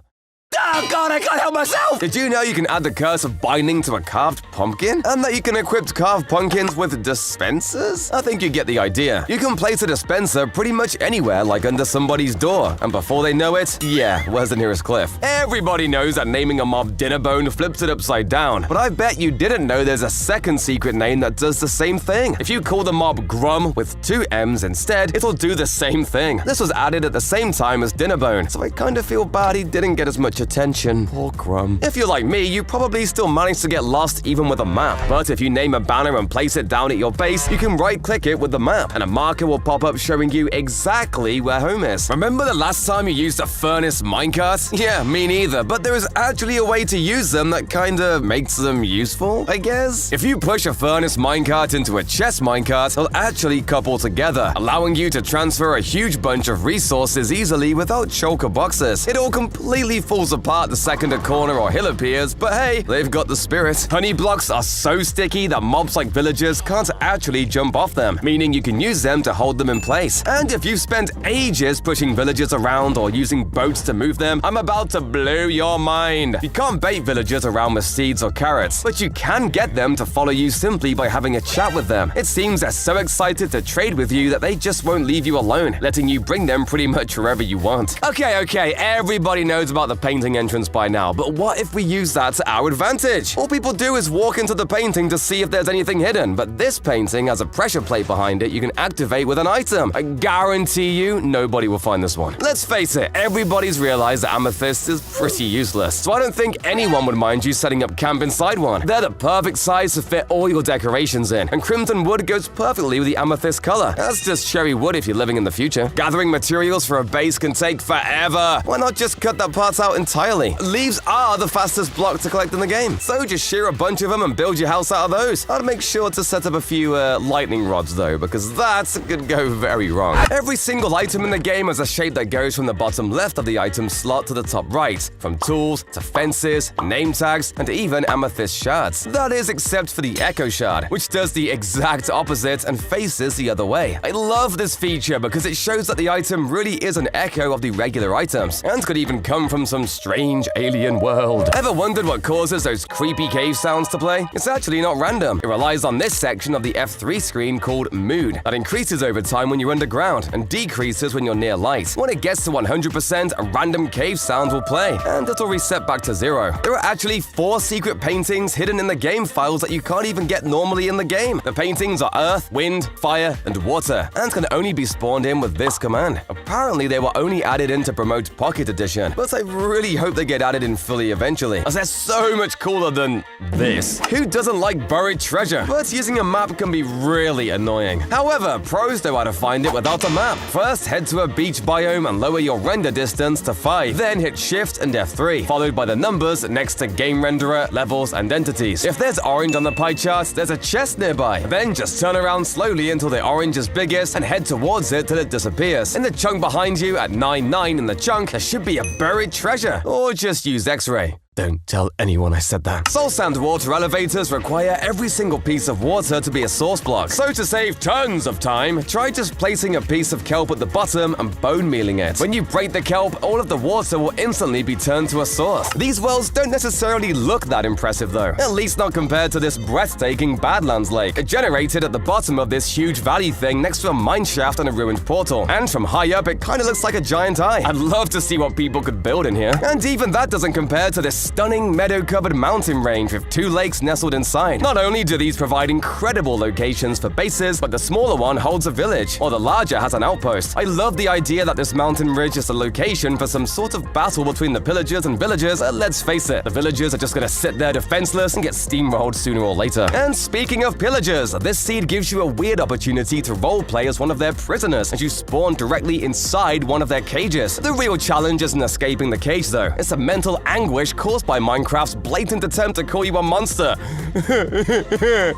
Spawning in powder snow might not be the most friendly introduction to a world, but if you can manage to escape it quick enough in this seed, you'll be greeted with the most beautiful forest landscape you've ever seen. Here you spawn next to 2 of almost every animal you need, as well as a beautiful lake, tons of super pretty waterfalls, and a flower forest, all of which is surrounded by these gigantic snowy peaks that keep everything sheltered from the world outside. Oh, and there's goats. Can't forget the goats. Did you know villagers have a special swamp skin that we almost never get to see? Me neither, but this seed changes that. Amongst this awesome mangrove swamp lies a hidden overgrown village, complete with our favorite purple companions. There's mangrove roots everywhere, but all I want to know is what a mangrove swamp villager would look like. Man looking fresh. Check out this sinkhole that spawned in the middle of a giant lake. This one actually spawned directly in the middle of the world and goes all the way down to lava level with these huge waterfalls, rock formations, and even some cave trees at the bottom. It even has a massive lava lake at the bottom, which is great for chucking dogs into. You know what? No, dogs are good. I now like dogs. From now on, I'm nice to dogs. Yeah. One of the most common items you can get in ruined portal chests are these seemingly useless fortune gold pickaxes. This thing will break after like 3 iron ore. What's the point? Well, if you're in the smartest 0.5%, you'll know that pickaxes don't break when destroying crops, so you can use the fortune enchant to get extra resources from your farm for free. How many times have you tried leaving an animal pen just for all of the mobs to follow you out and escape through the gate? Well, I have a fix! You can use an L-shaped layout like this, a wall block or a carpet to create exits that only the player can use. The best part is that it means I don't have to remember how to craft those stupid fence gates! Here's how to make your pond 10 times better super easily. With waterlogged blocks, you can create detailed rocks in your pond with stairs and slabs that add a little extra detail and even give you a cool way to get across. Next, instead of the normal boring lily pads we have, try creating your own using 4 drip leaves and some flowering azalea leaves to make a big colorful lily pad. You can also use a bamboo trapdoor with pink candles on top if you're living in the future. And lastly, if it's a really big pond you're trying to decorate, try doing something similar with drip leaves, lily pads, and azalea leaves to create a huge floating algae mat. It's kinda gross though, doesn't smell good either. Oh wait, that's just me, my bad. Back in the alpha days of Minecraft, there used to be way less blocks and almost no ways to properly decorate your builds. This meant people had to create their own solutions. Since trapdoors didn't exist, people used to glitch regular doors into looking like trapdoors by breaking the bottom half of the cactus, finally letting them actually decorate their world just as Notch intended. Speaking of golden apples, apparently there's always one single golden apple in this chest right here, and it's actually the key to a secret room in the ancient city. If you take it down here and eat it in this exact spot, this door will open. All that's inside is a bunch of redstone stuff I don't understand, but hey, it's true. And if we head back up, there's this huge abandoned portal-looking thing right in the middle of the city. But have you actually seen anyone like this thing before? Here we go! It works! Let's see where it takes us. Oh, just the nether. Probably because this is actually just obsidian. This one's false. Apparently, you can actually make 2 block jumps with cactus or fire damage. You just have to time it perfectly.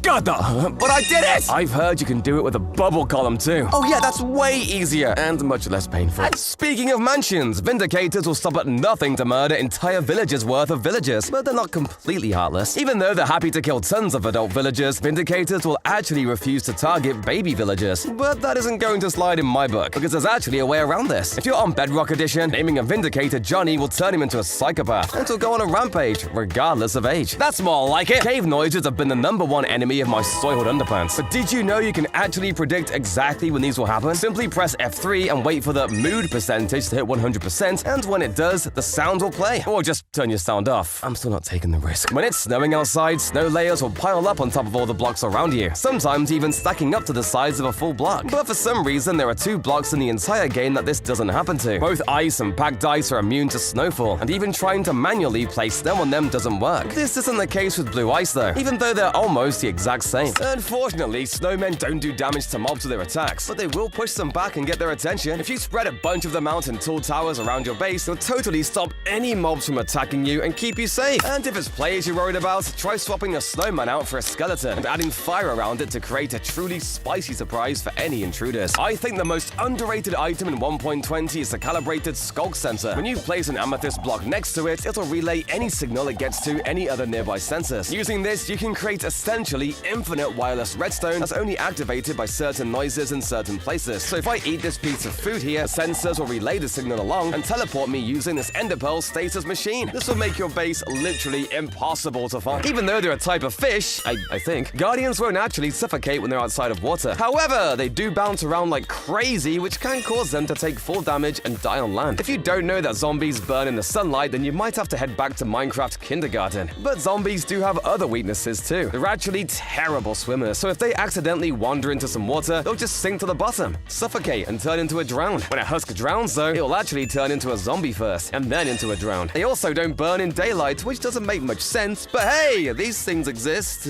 What do I know? Try this spooky trick with your good friend Johnny. Name tag a Vindicator with that name, and they go nuts, killing everything they see. Turn them invisible and set them loose in the neighborhood. First, your friends will see animals dying, then suddenly they'll start getting hit as Johnny turns on them. Hide behind a tree and play a goat horn to add scary sound effects. If your friend is showing off their riches with shiny gold blocks, play this funny trick by replacing them with yellow concrete blocks. See how long it takes for them to notice. Use an anvil to change their name, and you can replace the blocks they hide in their chest too. Eating berries is a mistake. The bushes are decoration at best, and they're actually one of the worst food types in the game, filling you less than even raw beef. Your chests need protecting. Don't make the mistake of letting creepers destroy them. To be totally sure they're safe, waterlog the chest. The water will protect it, and the creeper would have exploded for nothing. It's always a mistake to come unprepared, especially in the ancient city. Bring slowfall potions because you can jump through the city from any height. And if you stay in a straight line, you won't trigger the sensors. In creative mode, people always make the mistake of not using all 10 of their hotbars. That's right, 10. In creative mode, you can save your hotbar to a number. Save your hotbar using the C key and the number you want it saved to. Press X and that same number to access that hotbar in an instant. Dripstone can drop and do real damage, so why not use this hack to make a fun defense for your castle? Bounce the dripstone off these slime blocks and pistons, and the stone will be launched out toward any incoming players storming your fort. Powdered snow is technically a full block, but you can actually pass through it with this weird hack. It turns out you can fly through it with elytra, passing through to the other side without losing any speed. So why not use it as a secret wall or entrance? Ice and water travel systems for your items can end up with traffic jams, especially the corners, so use this build hack to make your system perfecto. Put 2 sea pickles at the corner and they will guide the items around the corners, sticking to the edge of the tunnel, straight to their destination. Ride any creature you want. The ride commands lets you or anything you want ride on top of any other creature, such as this bee, so I can fly without even needing elytra. Get a whole squad of bees and play Fly to the Bumblebees as you descend upon your enemies. Ever wanted to feel what it's like to be a shulker? Crawl down into a 1-block space with a shulker block underneath you. When you open the box, then close it again, you'll end up inside the box. Let me out! This killer rabbit is extinct. Back during version 1.8, there was a a very rare chance that the killer bunny would spawn and attack the player. You could still breed the bunny and create more killers too. The model even had blood on its mouth in some versions. This secret trick to survive anything without any items. There's a million ways to avoid damage using special blocks, armor, or potions. But if you have nothing, exit the game just before you take damage. In LAN or single-player games, when you load back in, the damage is ignored. Is your friend one of those people that has a bunch of those drop chutes in their base to get around? A super simple way to mess with them is to simply change the water to a lapis block or blue stained glass. But a lot of people have grown wise to this and will check first. That's why you can add this setup of chests and water at the bottom so you can jump down and be totally fine. But when your friend follows you, he'll have a slightly less safe landing. Another similar trap is to place a drip leaf above a huge pit. When you fall onto it, you'll be totally fine. But it'll flip down when your friend falls and send them into the deep dark pit below. Did you know that observers can tell when you hop in a bed? This gives me an idea. Using a simple circuit with a dispenser, you can create a machine that'll stop them from ever sleeping. There's always one guy that's super protective about their builds and won't let you anywhere near them. And obviously, you can't just blow their base up. Or can you?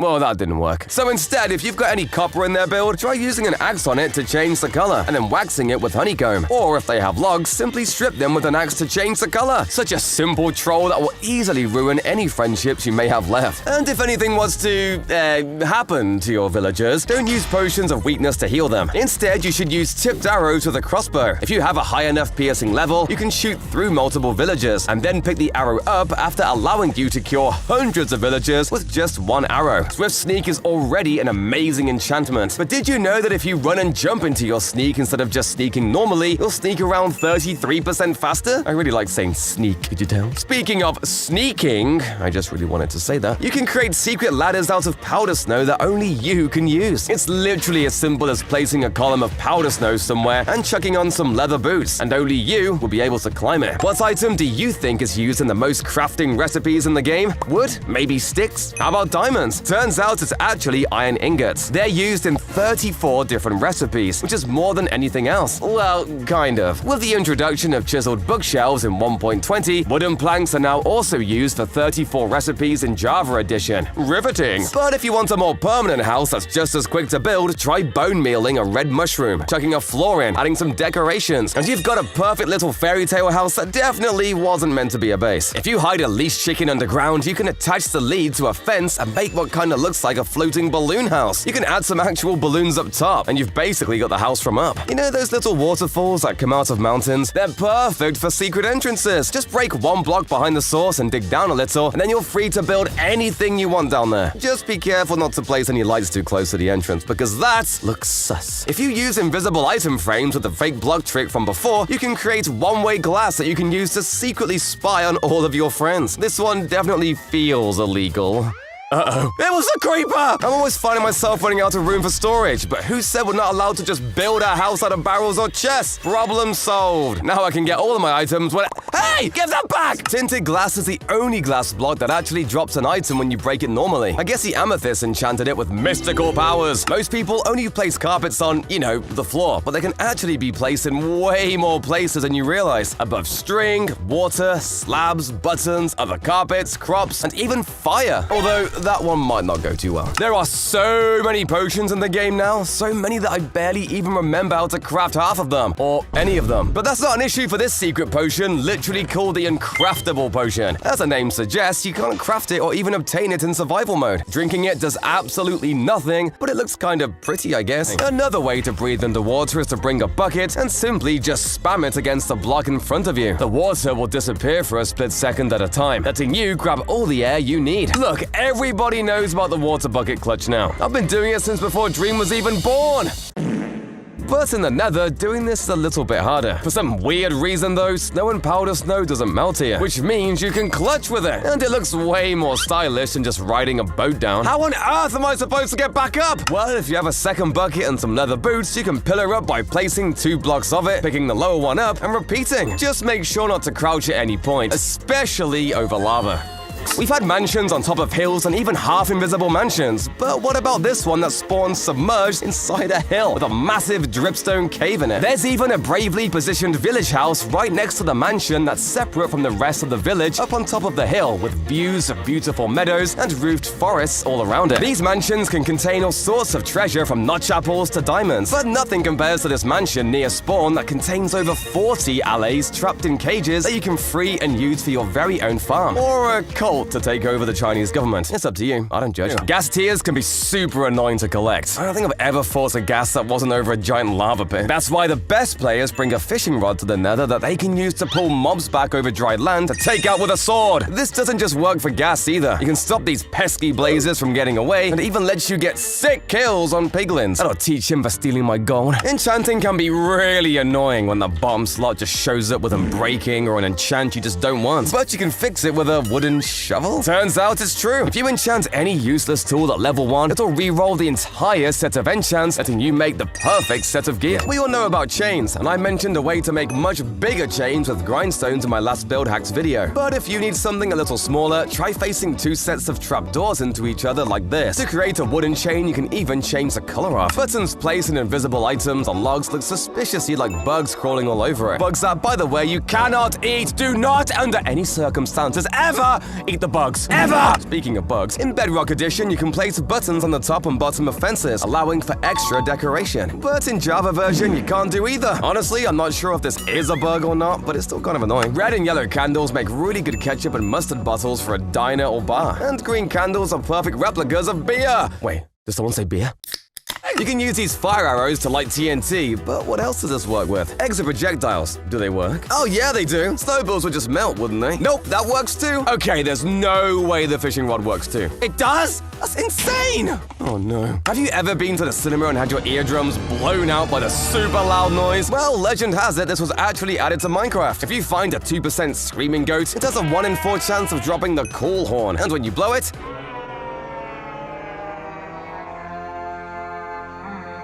I'll say that's confirmed. You can make a door with end rods that mobs can't get through. This one's weird because the end rods are thin enough for us to walk through. So why wouldn't mobs be able to? Oh, I guess it works. That's strange. Maybe they see them as full blocks like they do with trapdoors? Grindstones remove the enchants from items, so surely it makes sense for it to do the same for a notch apple, right? Oh, I guess not. Why would you even want to do that? Wait, what if I put an enchantment on it with an anvil and then put it in the grindstone after? There we go. I'll call that one a maybe. I bet you didn't know that after using a sponge, if you put in a furnace and use a lava bucket as fuel, you will receive not only your dry sponge in return, but the water bucket and the fuel slot will be filled right back up with water. Nice attention to detail, Mojang. Most players know that there are 2 types of cows, regular cows and mushrooms. But what most people don't know is that there's actually a secret hidden 3rd type of cow. During a thunderstorm, if a mushroom is struck by lightning, it'll turn into the ultra-rare brown mushroom. This special type of mushroom can give you suspicious stew, instead of the boring old mushroom stew that a regular mushroom gives.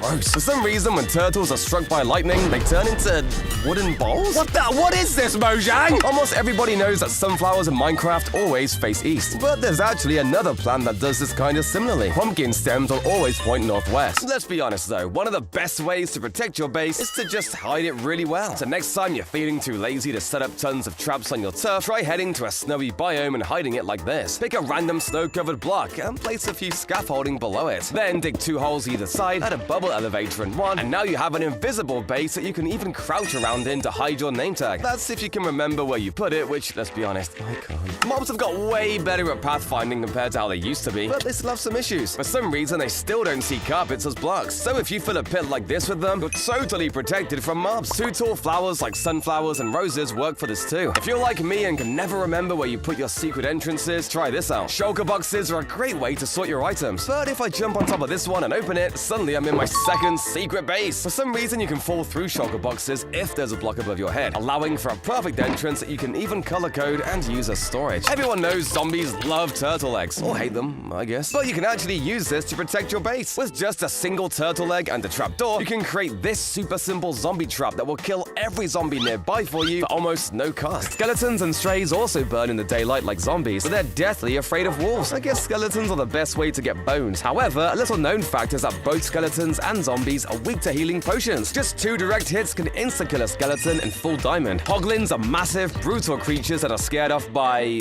fungus? That's right, whenever these huge hogs go near a warped fungus, they'll immediately run the other way. The same goes for respawn anchors and nether portals. I guess they're scared of going through and turning into zoglins, which, by the way, are one of the only mobs in the entire game that doesn't have a weakness. They're immune to drowning and fire. This boat is actually a trick. When you get in, it explodes into as many boats as you want. To make it, just pour a ton of boats into a hopper that drops into a dispenser on repeat. It will place boat after boat after boat into the same spot on the water. Then you should break the machine apart and watch the chaos from afar as your friend tries to get in. A dirty trick to swipe their goods is to hide a hopper underneath their furnace. Their new smelted ingots fall right into your evil clutches. Keep those stolen goods out of sight by hiding them in chests. These actually have a limit on how far they can be before the game stops showing them. So if you put them all the way to the top of the sky above the clouds, your friend will never find what you took. Weeping vines can be a lifesaver, so don't make the mistake of forgetting to bring some to the nether. You can't use water there, so to get down from a high place, put a weeping vine up, use bone meal, and it will grow as a perfect ladder down to safety. Needing to know where one biome begins and another ends can be so important. Don't make it hard to see the line between them. Turn off the biome blend option. The hard line between biomes might look weird, but it's so useful. It's worth it. When trapping villagers or animals, the biggest mistake is not using honey. Put it under their feet so they can't jump out of their pen. You'll never have trouble with escaped villagers again. Get that efficiency enchantment on your shovel, but don't make the mistake of going past efficiency 4. It actually can't get faster, so you're wasting your time and experience. Campfires can look great in your home, but not if it smokes up the place. This hack removes the smoke completely. Just put 2 layers of string on top and the smoke stops. Filling a swimming pool with buckets of water can take way too long. So try this speedy hack instead. Stack ice blocks along 2 edges with a gap between, and then break them down at speed with a pickaxe. The water will spill out in such a way that the whole pool gets filled like magic. Duplicate end portals endlessly with this trick. You need to make a world in 1.19 Java Edition, and then update it to 1.20. If you place an end block tower on the exit portal, once you kill the dragon or place an ender crystal, a duplicate end portal will be spawned. Back in 1.14, you can apply multiple different protections on the same armor piece. Stack all sorts of protections to create the ultimate armor, and then update your game so you can have an illegally strong outfit. This weird villager secret can give infinite emeralds. When you cure a zombie villager, any trade you do with them will have a discount. If you cure them multiple times, it will keep going down, and you can end up with weird prices, like getting 3 books for 2 emeralds, which you can sell back 3 books for 3 emeralds, getting you a 1 emerald profit. Endermen hate rain and water, and will freak out and teleport as soon as they touch any. This means if you're being chased by one, just chuck some water at your feet and you'll be completely safe. Wither skeletons look fierce, and they do deal a ton of damage, but because they're undead, they actually die in just 1 swing of a Smite V diamond sword. Ravagers, however, are much tougher. Can you believe these things literally have 50 hearts of health? Some people think it's best to use bows or lava to kill these things, but they don't know you can do this. Ravagers won't walk over sweet berry bushes, meaning if you simply just place a line of them outside a village, you'll not only keep them out, but also almost every single mob in the game. If you feed a cookie to your parrot in Minecraft, they will die! No joke,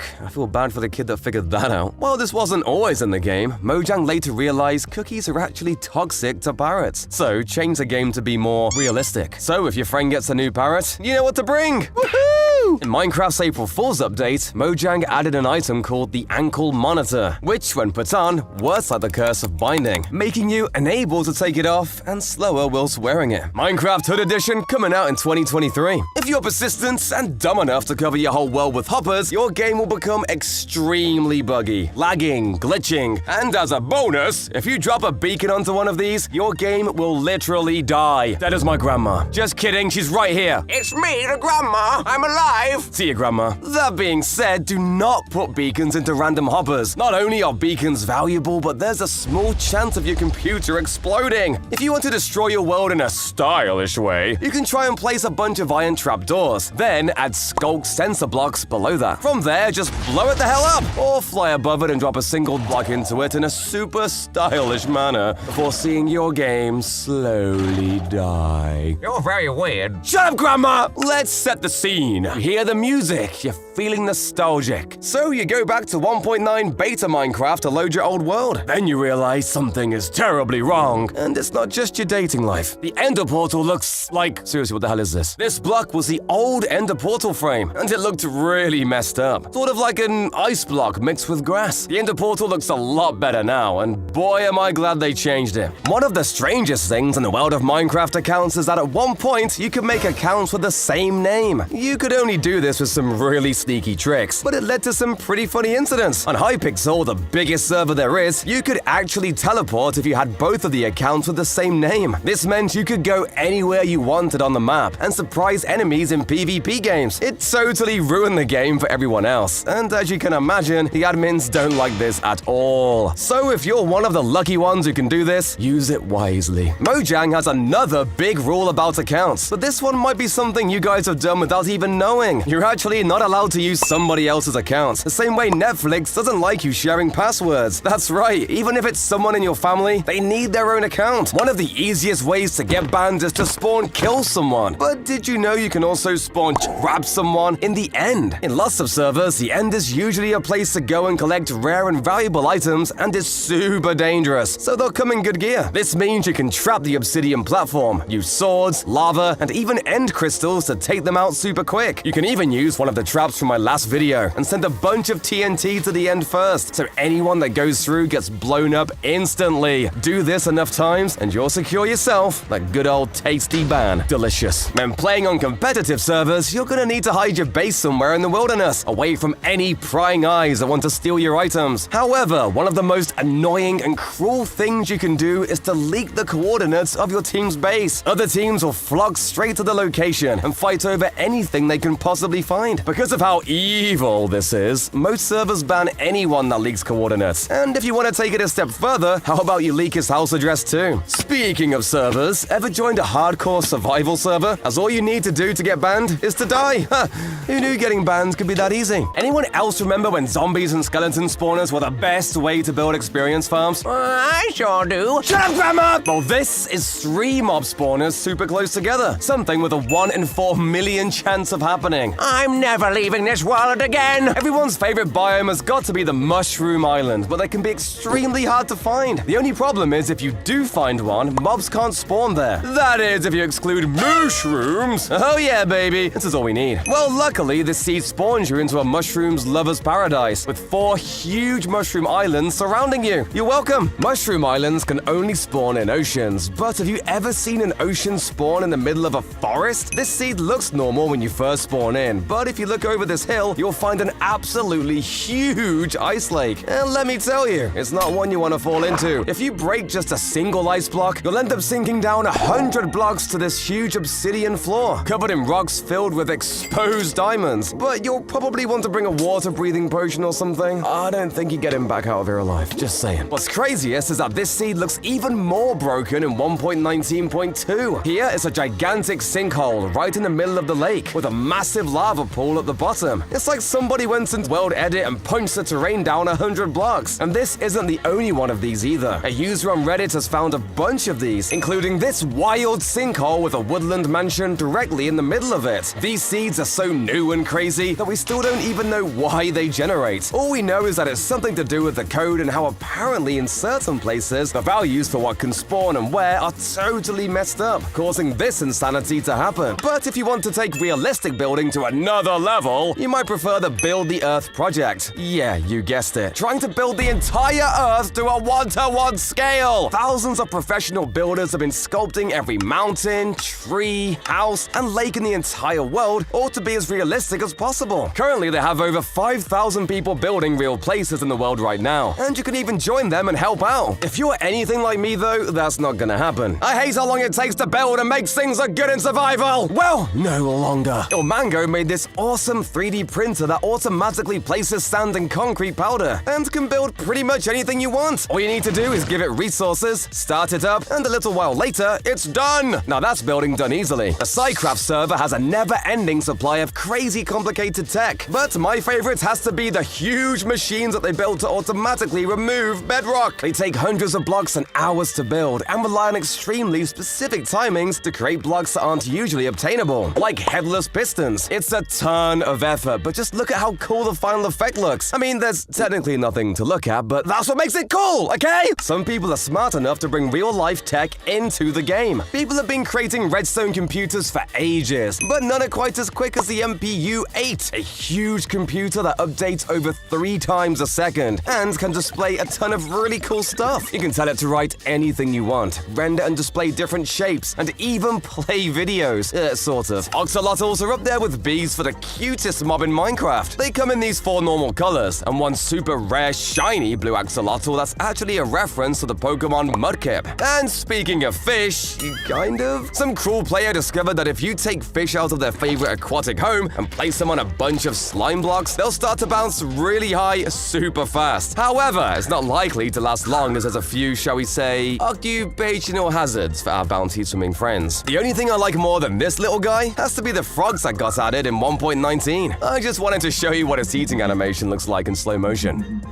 That's it. That's the fact. Sparrows and spruce planks look great for a creaky attic floor, and beehives are a super interesting block to use for the floor of a cute little cottage you've built. You can also try using blast furnaces, cartography tables, and a bunch of other blocks to make unique and interesting floor designs. Be creative with it. Dripstone makes an awesome trunk for a palm tree, and you can even use conduits to add coconuts, at least if you squint. Think candles are just another light source? Here's a bunch of reasons why you're wrong. Firstly, you can make a pond plant called a cattail by placing a green candle on a glass pane. An end rod plus a candle, redstone torch, or iron bar makes a perfect sword replica. It's always annoyed me that lanterns can't float, but with the help of candles, they can. Damn, it kinda looks like Hogwarts in here. Red candles look suspiciously like tiny sticks of dynamite that you can mix with TNT for more detail in your cave builds. Cacti in real life often have pretty pink flowers on top. And you guessed it, pink candles perfectly replicate this. Building a computer on your computer is a classic for Minecraft. So when you've set up your painting and pressure plate, try using a candle in an item frame instead of a button as your mouse. It looks scarily accurate. And finally, gray candles and skeleton skulls on a stone wall make a really cool design. The sniffer is another new mod that's been added, and oh my god, what is it? Seriously, like, what is that? I've got no idea. It can only be spawned in with eggs obtained from archaeology and just like sniffs, I guess? What a surprise! At least it looks cute though, even though all it can do is find these torch flower seeds. Wouldn't it be cool if instead of just seeds, it could also discover other items like diamonds? Or would that just be overpowered? One of my favorite ways to set up one of these random clocks is to add a chicken underground somewhere in a small room with a pressure plate. The chicken will walk around slowly and activate whatever you want it to. I recommend a bell because, oh my god, they're loud. If you want to be even more annoying and going to sleep with monsters nearby, I think this phrase will still haunt us in 20 years. All you've got to do is bring over a mob, name tag it, and hide it underneath your friend's bed. A creeper is best for this because it's silent and it'll take forever for your friend to find it. And when they do, what do you think the best item for fighting mobs is? Axes maybe? Some people prefer swords or bows, but you're all wrong! Boats are actually extremely powerful, as you can just chuck one down and completely immobilize any mob you want. They even stop Enderman from teleporting. You can name a chest and an anvil and the name will actually show up in the GUI. It even keeps its name when you break it, unlike any other block in the game. This base can't be blown up, even with 1000 TNT. Surrounding your base with waterlogged stairs makes it completely protected from all explosions, including creepers, completely going against what Notch intended. Sorry, bro. This illegal machine lets you open a door simply by taking off a piece of armor. If you set it up exactly like I did here and turn this lectern to page 8, you'll create an undetectable illegal entrance that you shouldn't be able to build. Oh, it also activates when a Ravager roars, but I think you've got bigger problems if that happens. If you're ever stranded at night surrounded by mobs, you can use a composter? But that's right, jumping inside a composter with a trapdoor on top protects you from skeletons,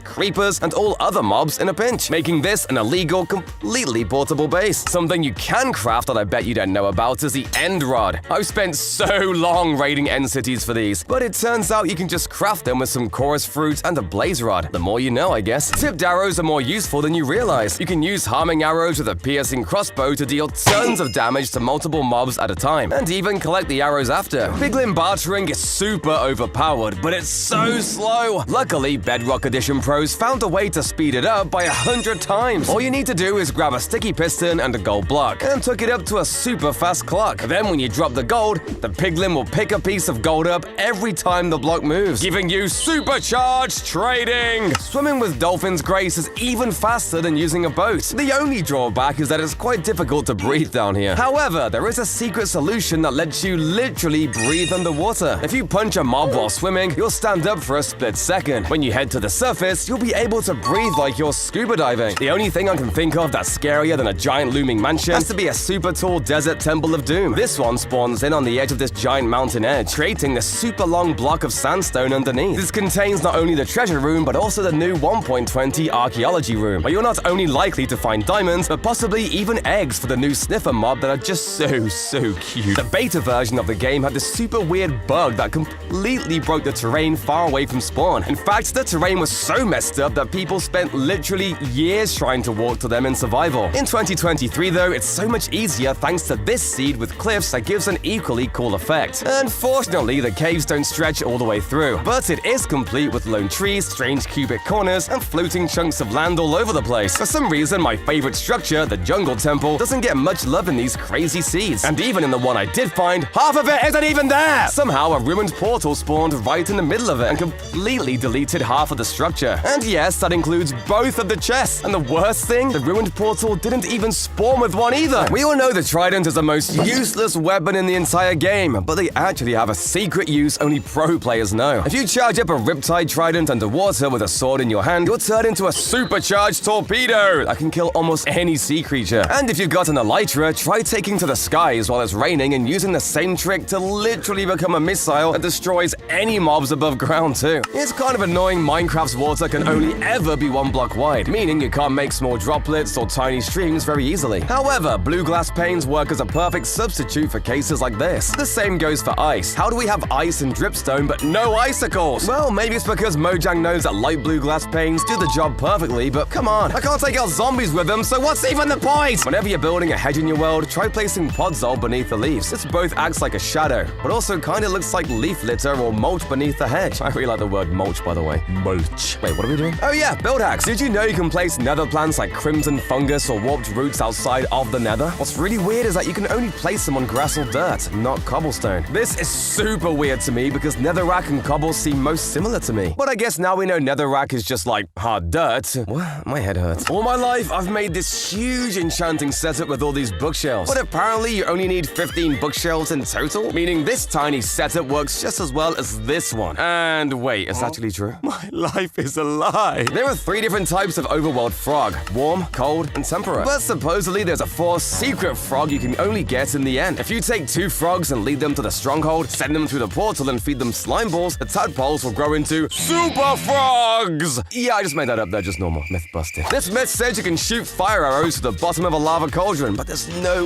way that's true. Can you even shoot below them at all? Huh, wait, I guess it is true. How did I know that? Am I stupid or something? Dirt and grass blocks appear to be basically the same, but something you might not have noticed is that grass blocks actually take a tiny bit longer to mine than dirt blocks. The same is also true for stone and cobblestone. Even though they seem to be the same thing, cobblestone takes just a little more time to mine. Bet you didn't know that. You can actually equip villagers with armor by shooting it onto them with a dispenser. You won't see the armor appear on the villager, but they'll get all the effects from it, including not just increased defense, but all the enchantments as well. And if you're super rich, try building this design with iron bars, cobwebs, and magic potion dispensers below the ground. If you rig this tripwire up to shoot damage potions, it'll really send a message to robbers. And it's a cool piece of decoration too. A great way to protect your base from both mobs and players is to hide pufferfish underground around your base. Moss carpets are a super easy way to sneak them into your decoration, and waterlogging even allows you to hide them in bushes and trees. Ow!